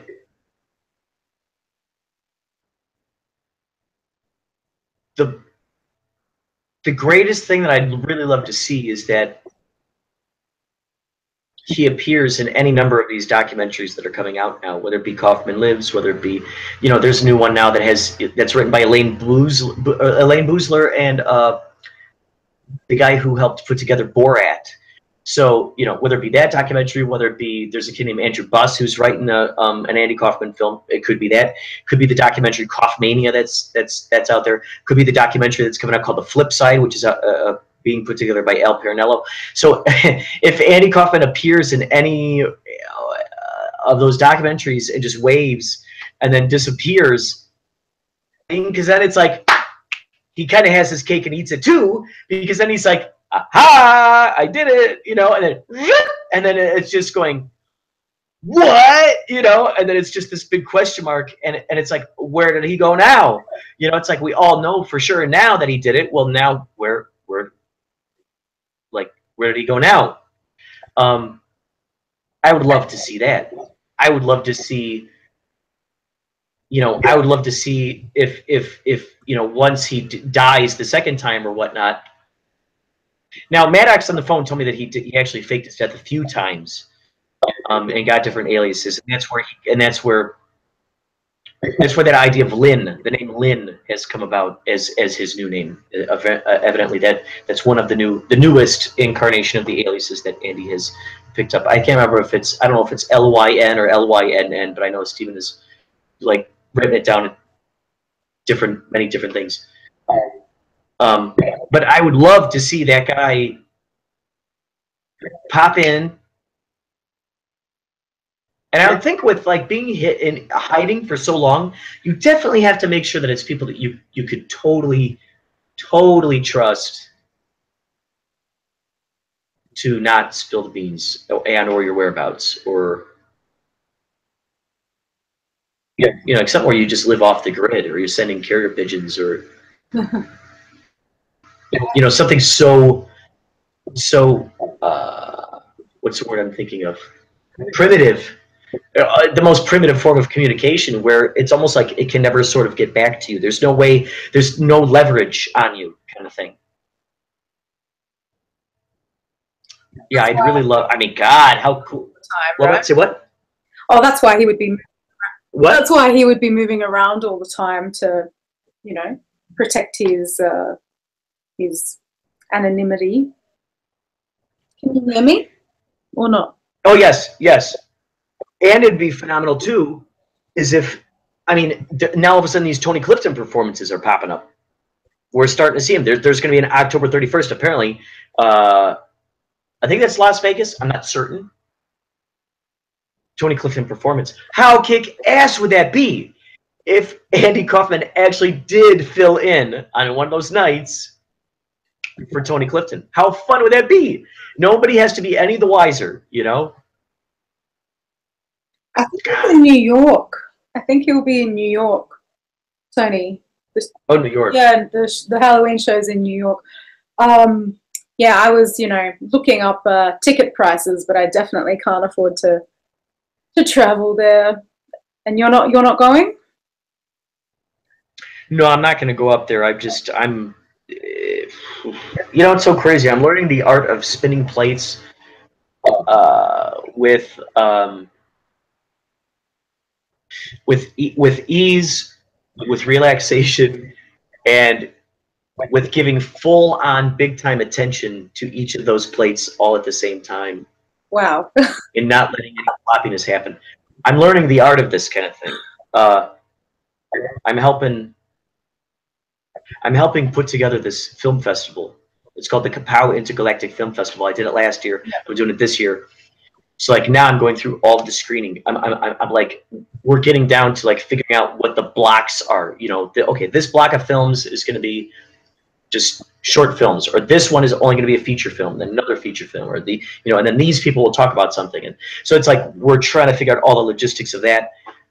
And also that horror film that I worked on, Bloody Bobby, I'm now in the process of writing down all the closed caption of this movie. So I'm like going through this movie and writing down each and every single little word of how it happens in between the characters. So writing all of that down and then having to find a machine to actually output the proper closed captioning format, because we actually have a distributor for this thing now. So there are these things like a list of what are called deliverables that I have to get to this dude. So it's like, it's crazy because like, and then we're also working concurrently on the sequel to Bloody Bobby, which is called Black Pumpkin, which is why I've grown my hair so long and grown my beard, because I have to be this guy who's sort of like this like, what's the word I'm thinking of? Not a miser, but sort of like a guy who's just been like, just in his house, and the town just thinks like he's crazy. So everybody wanted me to grow everything to make it look like I'm kind of a wild man. So we're also concurrently working on that, on casting that, and all this just stuff. It's like, it's crazy, and I'm so fortunate to see like the manifestations of reality happen like this, because they all deal with passions and talents that are near and dear to me, and it's like all this stuff is just happening at once. It's fun and it's exciting, and it's like, so anyway, to answer that question, the whole reason why I said that, to make a long, what is that? A long story longer is that that's probably why I won't be able to make it out there for that show. It'd be awesome to go out there, and then, at some point, that'd be so great if some point during the act then Fugly comes out or something, and you're like, what? Fugly's here. What's he doing here? I would love it if at some point, if Tony Clifton ended up somehow, even if he just walked in the background of the stage, or he was planted in the audience, or Fugly just runs up to him like wanting a hug from his dad. Yeah. His deadbeat daddy. Deadbeat daddy. Oh, well, Fugly told me he'll be in Hollywood when we do the Good. On Friday night. So I really hope he will make it. I hope he'll be here. I am expecting him to pop up at Cedars Sinai on the Day of the Dead. Oh God, that would be nice. That would be nice. Well, he showed his flesh-colored under headwear last year. Yeah. Oh yeah, that's right. Pink head. That's right. His pink head, yeah. His pink knob head. But yeah, what is he going to do this year? Just reveal his like muscles, reveal the bone, reveal his skull. What is he going to do? Oh my God. It's crazy how uncanny it is that he, like, when you see him upload things, and what did he upload? It was that, he uploaded some book that Andy had or something. There's like a picture of him holding a book. It's like an acting book or something I had read about. Stage makeup. Wait, say that again. Stage makeup? Yeah. Yeah, that's the one. That's the one. Yeah. So like whenever you see him like uploading those like little tiny Easter eggs like that, you're going, whoa, You just rattled my brain, because this is like you know, I read about this thing in one of these other books, and now here you are holding it. You're going, yeah, there's got to be something to this, you know. And the records that are signed by Andy, they're pretty cool. Oh yeah, yeah. Yeah, very, very interesting character. He, you know, like Stephen Maddox, I was trying to get in touch with him for the whole year, and he only added me last week. Did I tell you that? Yeah, I did. I told you. Where's my phone? He responded to my "What is the meaning of life? The meaning you give it" tweet, but then deleted it. Oh my god! And he deleted his responses. But I took screenshots of them. Oh, that's great. Let me find them. Okay, Andy Kaufman press conference held in Jersey. I would give my opinion of documentary about Andy's fake death and reveal the meaning of life. I said I would give my opinion on the film. As a goof, I reviewed the film that showed first that night about mind control and Robert Kennedy. That was his response. Yeah, to me. And I sent him the invite to come along on Friday night. We'll see what happens. That would be great if he showed up. I've never really connected with him, and I know Fugly asked me, have you worked out the motive for Stephen Maddox's mind games yet? And I haven't. I haven't either. You know what's so funny? Arthur emailed me after our conversation. It was like a day after, and he goes, "Oh, Stephen Maddox just started following me. Is that you?" I said, "No, that's not me." And I said, "Second of all, that explodes my brain, because I didn't tell Stephen Maddox anything about you, Arthur. I didn't tell him. I did not broadcast out there in the world that I was going to have an interview with, you know, Arthur from Paris." So that blew my mind too when he ended up sending me this email saying, "Oh yeah, Steve Maddox is now following me." Interesting. He's had a way of being able to read minds, or like I asked him about that before. I'm like, "Are you like a psychic or something?" Because like it's uncanny how many times I've thought about something, or someone else has said something, or they tweeted something, but like you know, I don't know exactly how to explain it, but it's like. Yeah, it's just crazy that he's now following that Arthur Surf guy. I don't know why he would just suddenly start following him. Well, I know that Arthur Surf was going to interview Lundberg as well, so maybe he mentioned Maddox. I don't know. But why would Maddox? So just out of the blue, Maddox followed Arthur. Yeah, okay, that is weird. That is weird. Yeah, because I did, you know, I don't know how much Arthur knew about Stephen Maddox up until that point, or if he actually tried to get a hold of him through Twitter, or you know, I don't know about any of that backstory. So it's possible that maybe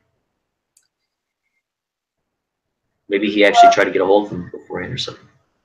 I didn't even ask how he came across this whole thing. Like, why is he writing a story about it? Did you ask him that?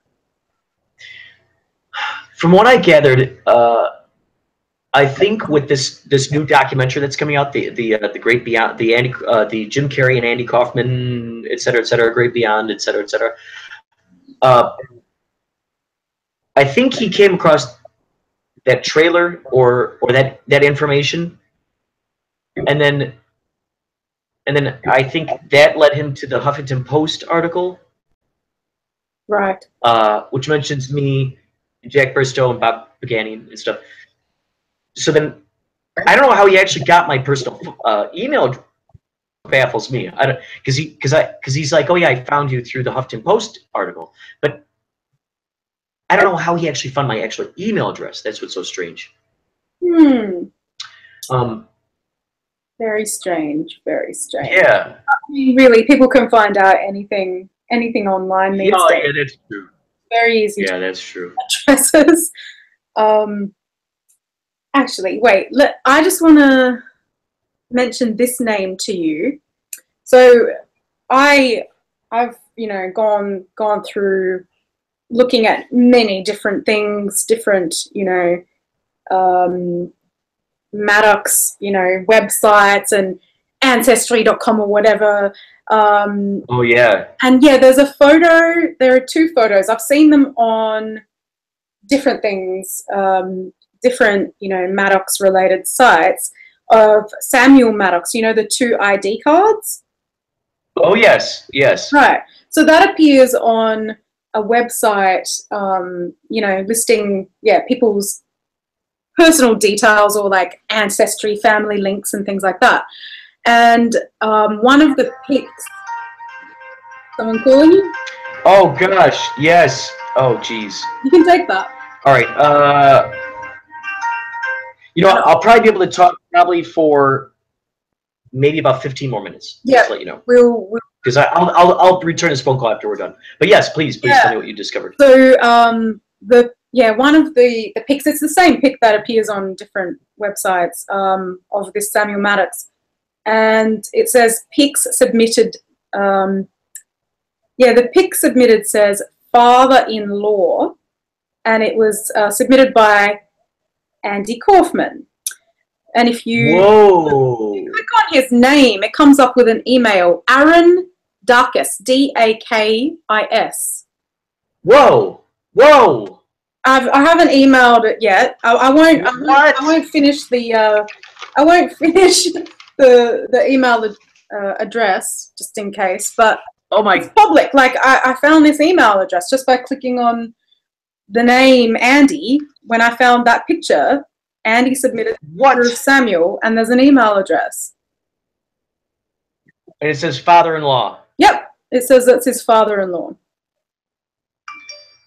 That is nuts. Yeah, so there are these little things, and like, I don't know, it's just so bizarre to me. It's so weird that, like, if this is all a hoax, why would someone go to that effort? Like, no one would ever see that, really, besides me, because I'm a freak, I want to get to the bottom of this. I want something to latch onto, some piece of evidence. But who would ever, click on that name and find this email address? Aaron Dakis or Dakis. Aaron Dakis. When are you going to email that guy? I don't know if I will. I'm, you can email. I'll send you the email. Yes. Please pass it on to me. I'm gonna see if I can interview him. Yeah. On the radio. Cool. See if it's a real email. Look, it might not be a real email address. Who knows? He might have just put that in. Oh, that's true. Details, but we'll see if it's real. I'll send it to them. Wow. There's so many little tiny nuggets hiding in comment sections. I mean, everywhere across the internet. I mean, there are even those Stephen Maddox book reviews on Amazon. Yeah, I've read all of those reviews. Yeah, Huey, a review from Maddox about the Huey Williams story. Is that? Oh yeah. There's one for the what was it, Florian Keller book? I think. I'm pretty sure. And have you heard the Florian Keller interview on YouTube? No. But whoa! Listen to it, Curt. Listen to it. I know Andy Kaufman Love. I don't know her real name. She's never actually told me her name, but we've spoken in messages. We both think that Florian Keller sounds like Andy. Whoa. And I know that a tweet Fugly posted said that, Zamuta's book is crap, and, Zemi's book was good, but not like hyperbole or something, or Zamuta was hyperbole, but Florian Keller's book is real truth. That came from Fugly. So maybe if Andy did fake his death, maybe he actually wrote a book about himself. You know, I'm curious to see what this Florian Keller person looks like. Let's see if I can find an image. It's like they're very, very hard to pin down. But yeah, listen to the audio interview on YouTube. Yeah. To me, it sounds like Andy. There's a whole bunch of Florian Kellers, apparently. What? Yeah. That's crazy. It's nuts. How many? Who would? That did not sound like a. That sounds like a rare name to me. That does not sound like a something you would see many people having. That's really interesting. Yeah. Wow. Yeah, I'll listen to that interview. That's crazy. Yeah, definitely. And hold on, I'm just trying to pull up their credentials, their uni credentials here. So I've got the book on my phone. Where are you? So come on, Florian. Is the name of the interview called author Florian Keller on his book Andy Kaufman, Wrestling with the American Dream? Is that the one? It's like 15 minutes? Yes. 16 minutes? Yep. Anyway, yeah, I don't know, the university that they went to and stuff, the department, it just, like, to me, I think I was Googling it and didn't find much about it. It it just wasn't easy to verify who they actually were. But Ooh, yes. Florian Keller? Yeah. Oh. So it's almost like they're a phantom of some sort? Like there's no real... Well, it could be a pseudonym. I mean... God, that'd be great. This is my opinion, but you listen to the interview and tell me if you think it sounds like Andy, because Andy Kaufman agreed with me that it could be Andy. I think that it is. And I think that he wrote a book about himself, and Fugly saying that this book was real truth as well. Have you read it? No. It's so crazy. I haven't read that book yet. Yeah, I can't believe I haven't read it yet. It's quite, it's like pretty academic. It was hard. Like, I haven't read the whole thing yet. I've read exactly 50% of it. 1,002 pages. How many pages are there? Of 2021. Well, at least on my phone, anyway. Whoa! I've ordered the physical copy of it as well because I want it. But that book that you recommended to me, the Tricksters, I have it on a tab here, and I've been taking little bits and pieces out of it. I'm on page 112 at this moment. Awesome. And so thank you for inspiring me to read this, because it's really enlightening to me to read about liminality and the tricksters and the pranksters, and it's like, oh my God, it's just like, it makes so much sense, and like how they view them as supernatural. So every time I sit down to eat, I'll read a little bit more. I just got it right here on my laptop, so I'll just read another couple of pages. That's awesome. You've probably read more than me. I still have it in a tab as well. Oh. Here we go. Yeah, it's cool. It's cool too to see. Oh, there it is. Yeah, I gotta read that. Yeah. Until I get the physical copy soon. Like I got a hardcover one because I think that it's possibly written by Andy. I thought I'd get the good version, but it was like $112. Like all of his books are going up in price. Hold on. Whoa. Yeah. So yeah, Huey Williams is pretty expensive. Yeah, I got Huey Williams for about $80. This one, God and Other Yeah, Place. have you been reading God? Yeah, it's I would have preferred to have heard Andy perform it. Is it pretty crazy? No. I heard it's just insane. It is insane. Just wait, let me see if I can show you some of the text here. Oh! Yeah, yeah, it looks like it really needs to be. I wish I could have seen him do this. Oh my goodness.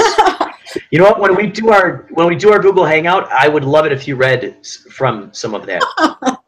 And some of Huey Williams, because there are some certain passages from Huey Williams that I really like. So Awesome. I was thinking about doing that. Yeah. And it's just like the visuals. Look at that. Cool. Oh yeah, the way it's written, yeah. He was definitely cool. An artist, that's for sure. And yeah, just so cool. Like, and people, you know, because this isn't available electronically. Wow. Yeah. And the, you know, the tee-hee, have you seen Fugly post like tee-hee-hee-hee-hee? I'm trying to find the tee-hee bit. Where is it? There's just like a whole page of tee-hee-hees. Oh, there we go. How many pages is it total? Oh my god. It's incredible. This is the first time I've seen any pages before in my life. This is awesome. Great. It's fucking great. Oh my god, they're patterns. That's so cool. Yeah. But when he did it, when he performed it, he read out every single word, every single T, he, T, he. Oh my god. It's cool. Amazing. I know. I love it.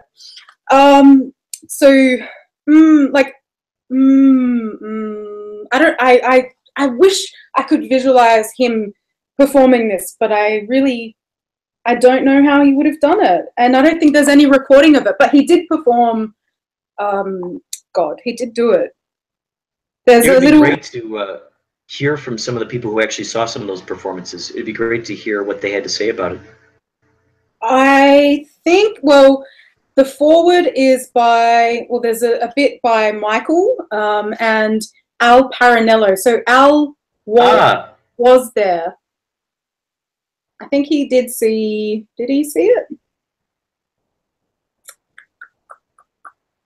Yeah, he performed. Yeah, Al Parinello watched him perform God. So, yeah, I'll try my best, Curt. I'll try my best. Yeah, absolutely.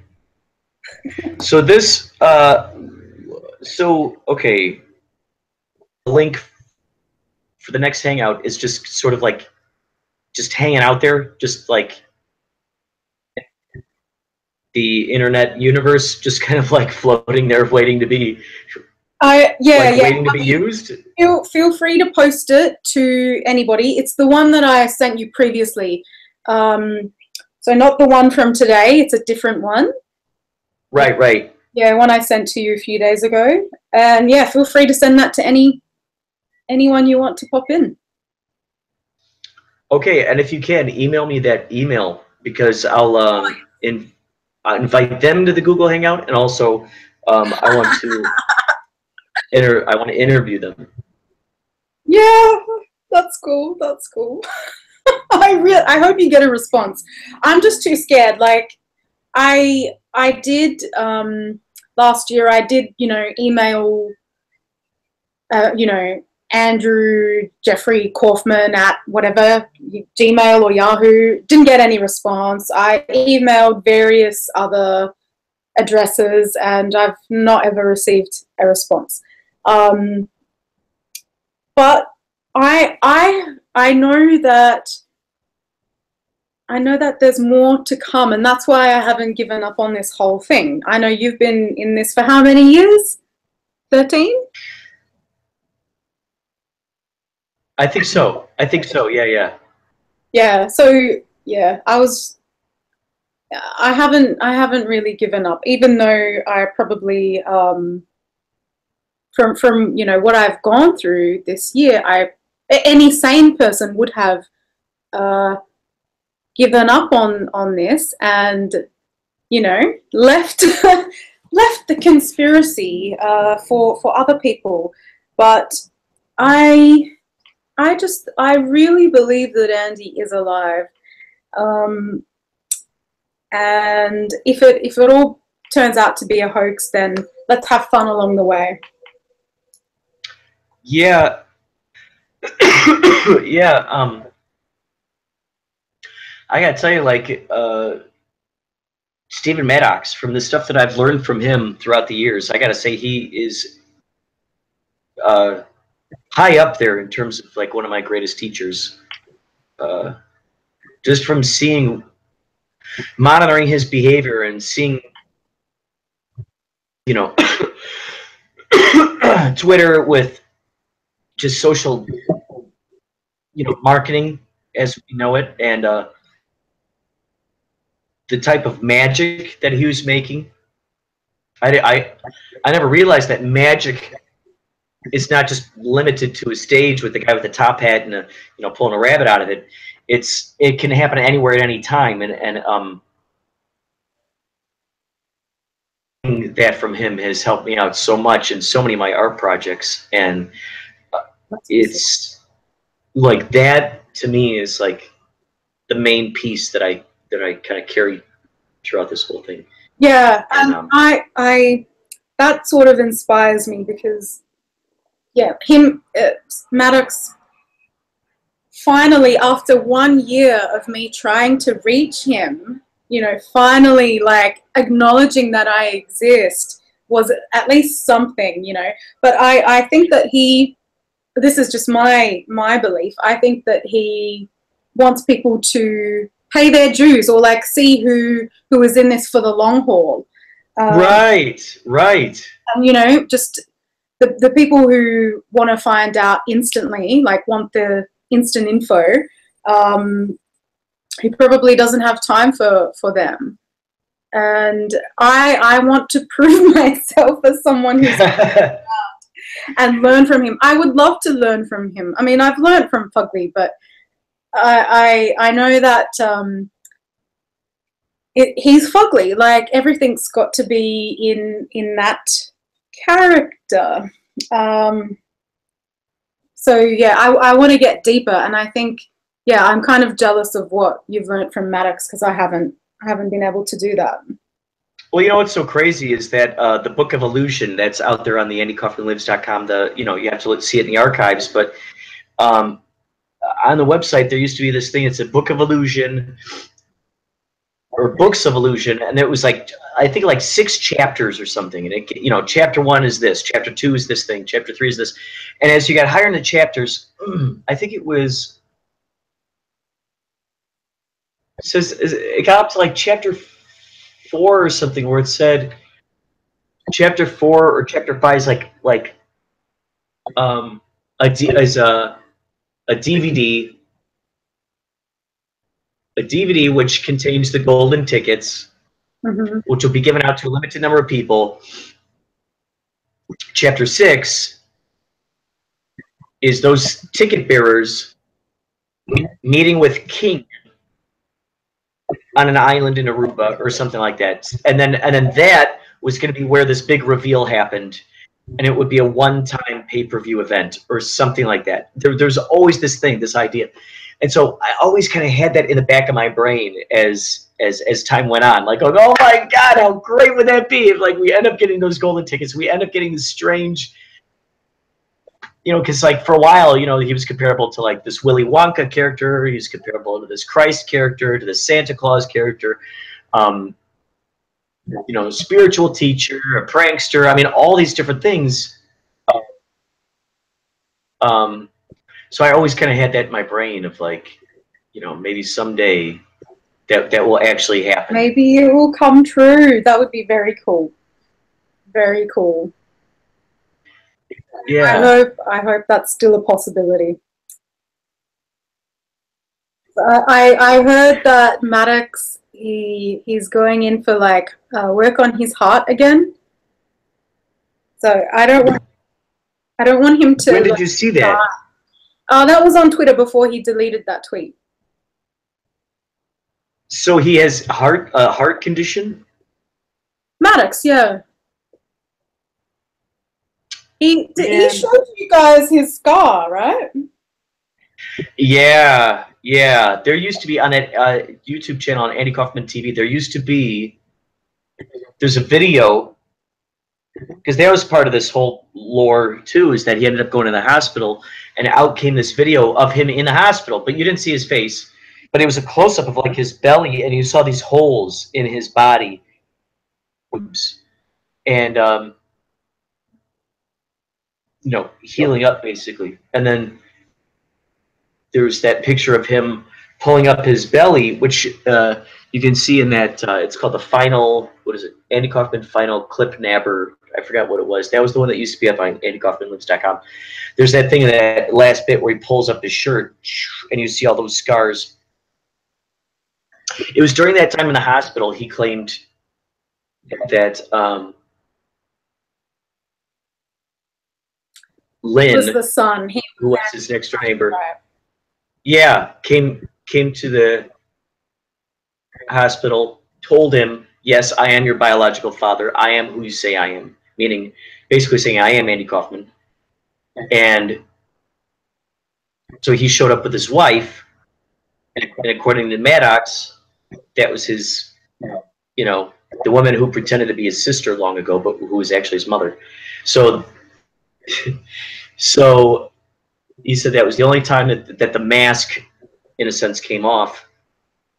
And he said, I felt that, you know, he told me that he was my dad because he thought that maybe I was going to die in the hospital, that maybe I wasn't going to make it through the surgery. And so then he said that's why when he came out of the surgery, Lynn was like, whoa, taken aback, like seeing him alive, so to speak. That's why in that video, when you see him walking up the way and he looks at him, you know, Maddox was saying he looked at him kind of worriedly, like going like, uh-oh, you know, I revealed to him the truth, and now here he is, and he's alive, and uh-oh, what's the next step? Is he going to just go out there in the world and say, I'm Andy Kaufman? Is he, you know, what's going to happen? So that was part of that whole story. Oh, God. There's so many twists and turns of this whole thing. It's so crazy. So many. You know, and when and you're not sure what is the truth, right? But I think there are kernels of truth in, you know, these layers of misdirection. I don't think Lynn, and there are like images and videos of Lynn, right? That people have seen. I don't think that's Andy. Yeah. Yeah, I think that he used that. I think he used that guy as a sort of what's the word I'm thinking of? As a mascot or sort of a symbolic representation of Andy, just to get everybody thinking about the idea of Andy Kaufman faking his death. It was like a red herring, yet the mission, because it still caught people going, oh my gosh, is Andy Kaufman faked his death? What, is he still alive? You know? So, but yeah, that's what I think so too. Do you still think Maddox is Andy's son?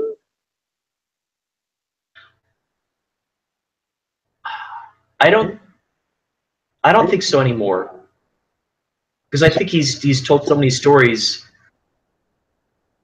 Metaphorical. Yeah, because I think Frank told me, like, or was it Jack? One of those guys told me that, like, one of the earlier versions of the story was that Maddox had gotten too close to the truth, that he had apparently found the address for Andy or something. He ended up telling the family, and then the family let him see Andy, I guess. And then they said, okay, you can't, you know, just don't talk about this anymore. Don't, you know, just kind of forget this happened. And that's where I think, you know, that letter that you always hear, you know, that letter that was that, what's his name? Howard Stern reads, where he goes, and I went to the bench there, and there was Andy Kaufman. I think that is a part of that lore that Frank had heard, basically saying investigation after all this stuff, telling the family, and the family going, "Oh my gosh, no, don't, we're scared. Okay, well, you can meet him, but just don't, talk about this." I think that's what that letter was in relation to, that he sent off to Howard Stern. I think it was during that era. And then another story, of course, was the idea that a guy would come around the house a lot who was friends with Sam, who spoke in sign language, and he pronounced his name like he apparently he went by the name Fletch, which I think is the story you told John Krauser.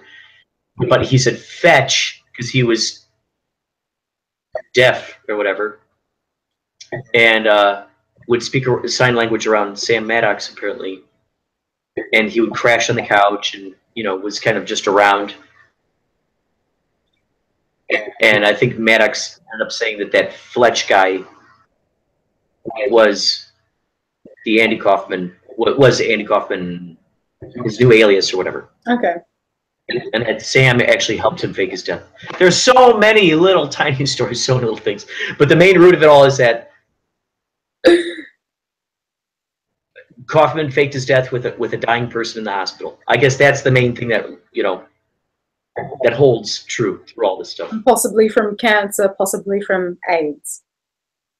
Yeah, yeah. Mm. Yeah, yeah. I hope that one day we will find out more, find out a possible true story. But yeah, I guess yeah, the only thing that matters is that he did fake his death. That's all Maddox and whoever else, other character who comes in, wants us to discuss, just the death. Not whether he's alive now, who cares about what he's doing now, just that he faked his death and that was the greatest illusion of all time, right? Right, yeah. Yeah, I believe it. I'll go on record as saying I believe that happened. I believe more in fringe theories and more in the unseen than I do in what's actually in front of me most times. Yeah. So I think like this is just par for the course. And I think I've always been someone who roots for the underdog too. I've always been the person who's like, yeah, going for the person who seems to be on the fringe or thing. I think that plays into it as well. Who's the underdog in this story? Oh, I think Andy Kaufman.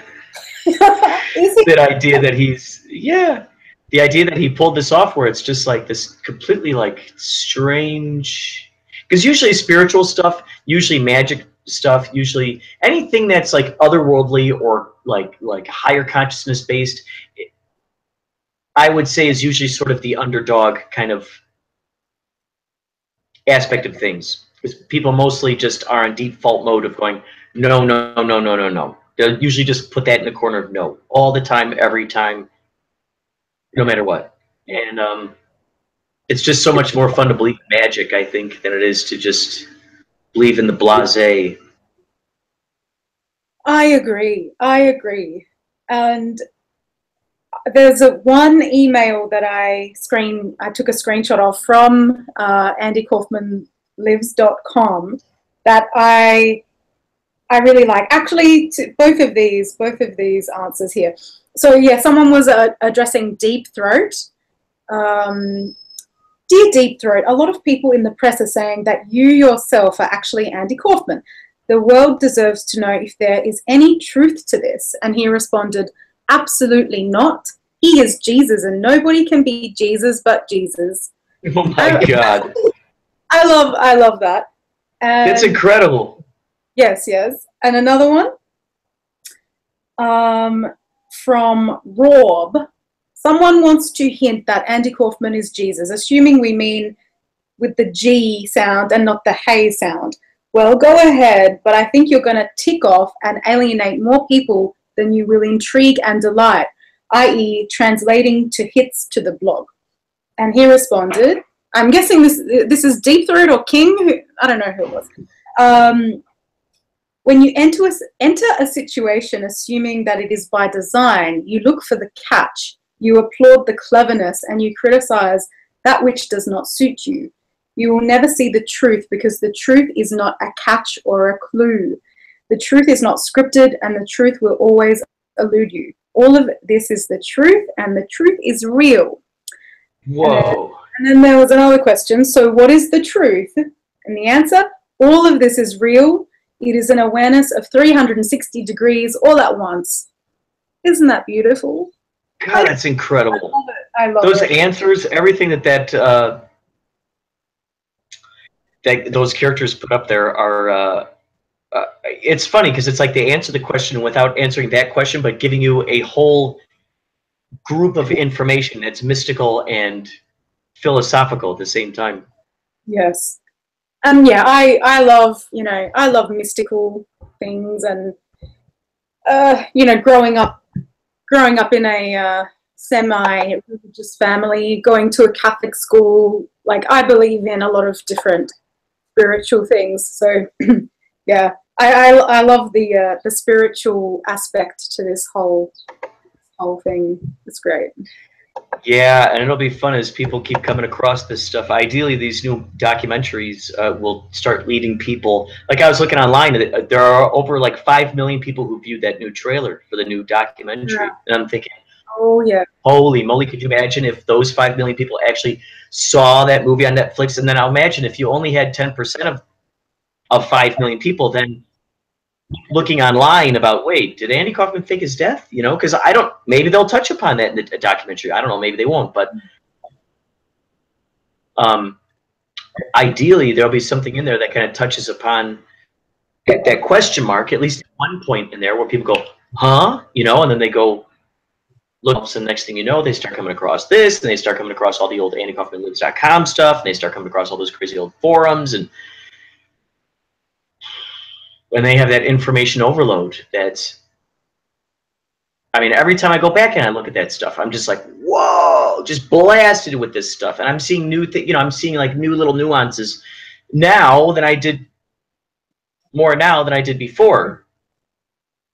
And yeah, and that's why it's different to binge watching. Like, yeah, it's a maze. It is a maze that you have to find your way through, but it's different for all of us, which I love. Like, there's no one way to approach this. Everyone comes at it in a different way. So it's like a choose your own adventure story. Mm-hmm. And yeah, it's an adventure. It's definitely an adventure, that's for sure. It's been fun. Well, Amira, I hate to say it, but I have got to go. I've got to return some phone calls and do some wedding video editing. But no problem. I'm glad we got a chance to. I'm glad we got a chance to test this out, and it looks like it's working. So I'll keep that link and I'll pass it around and stuff. Yes, the first link. Send it to anybody who you think would be interested, and we'll do this on Friday night. I'm excited. Me too. So I'm starting at what time here? 5:30 p.m. your time. Okay. 5:30 Friday. All right, I'll put that in my calendar. And I emailed you Aaron's email address as well. Let me know if he responds to you. Oh, good. Thank you. I'll do that. All right, well, take care, and you have a good night, and it was great talking to you. Have fun at work. See you. Thank you. Bye-bye. Bye-bye.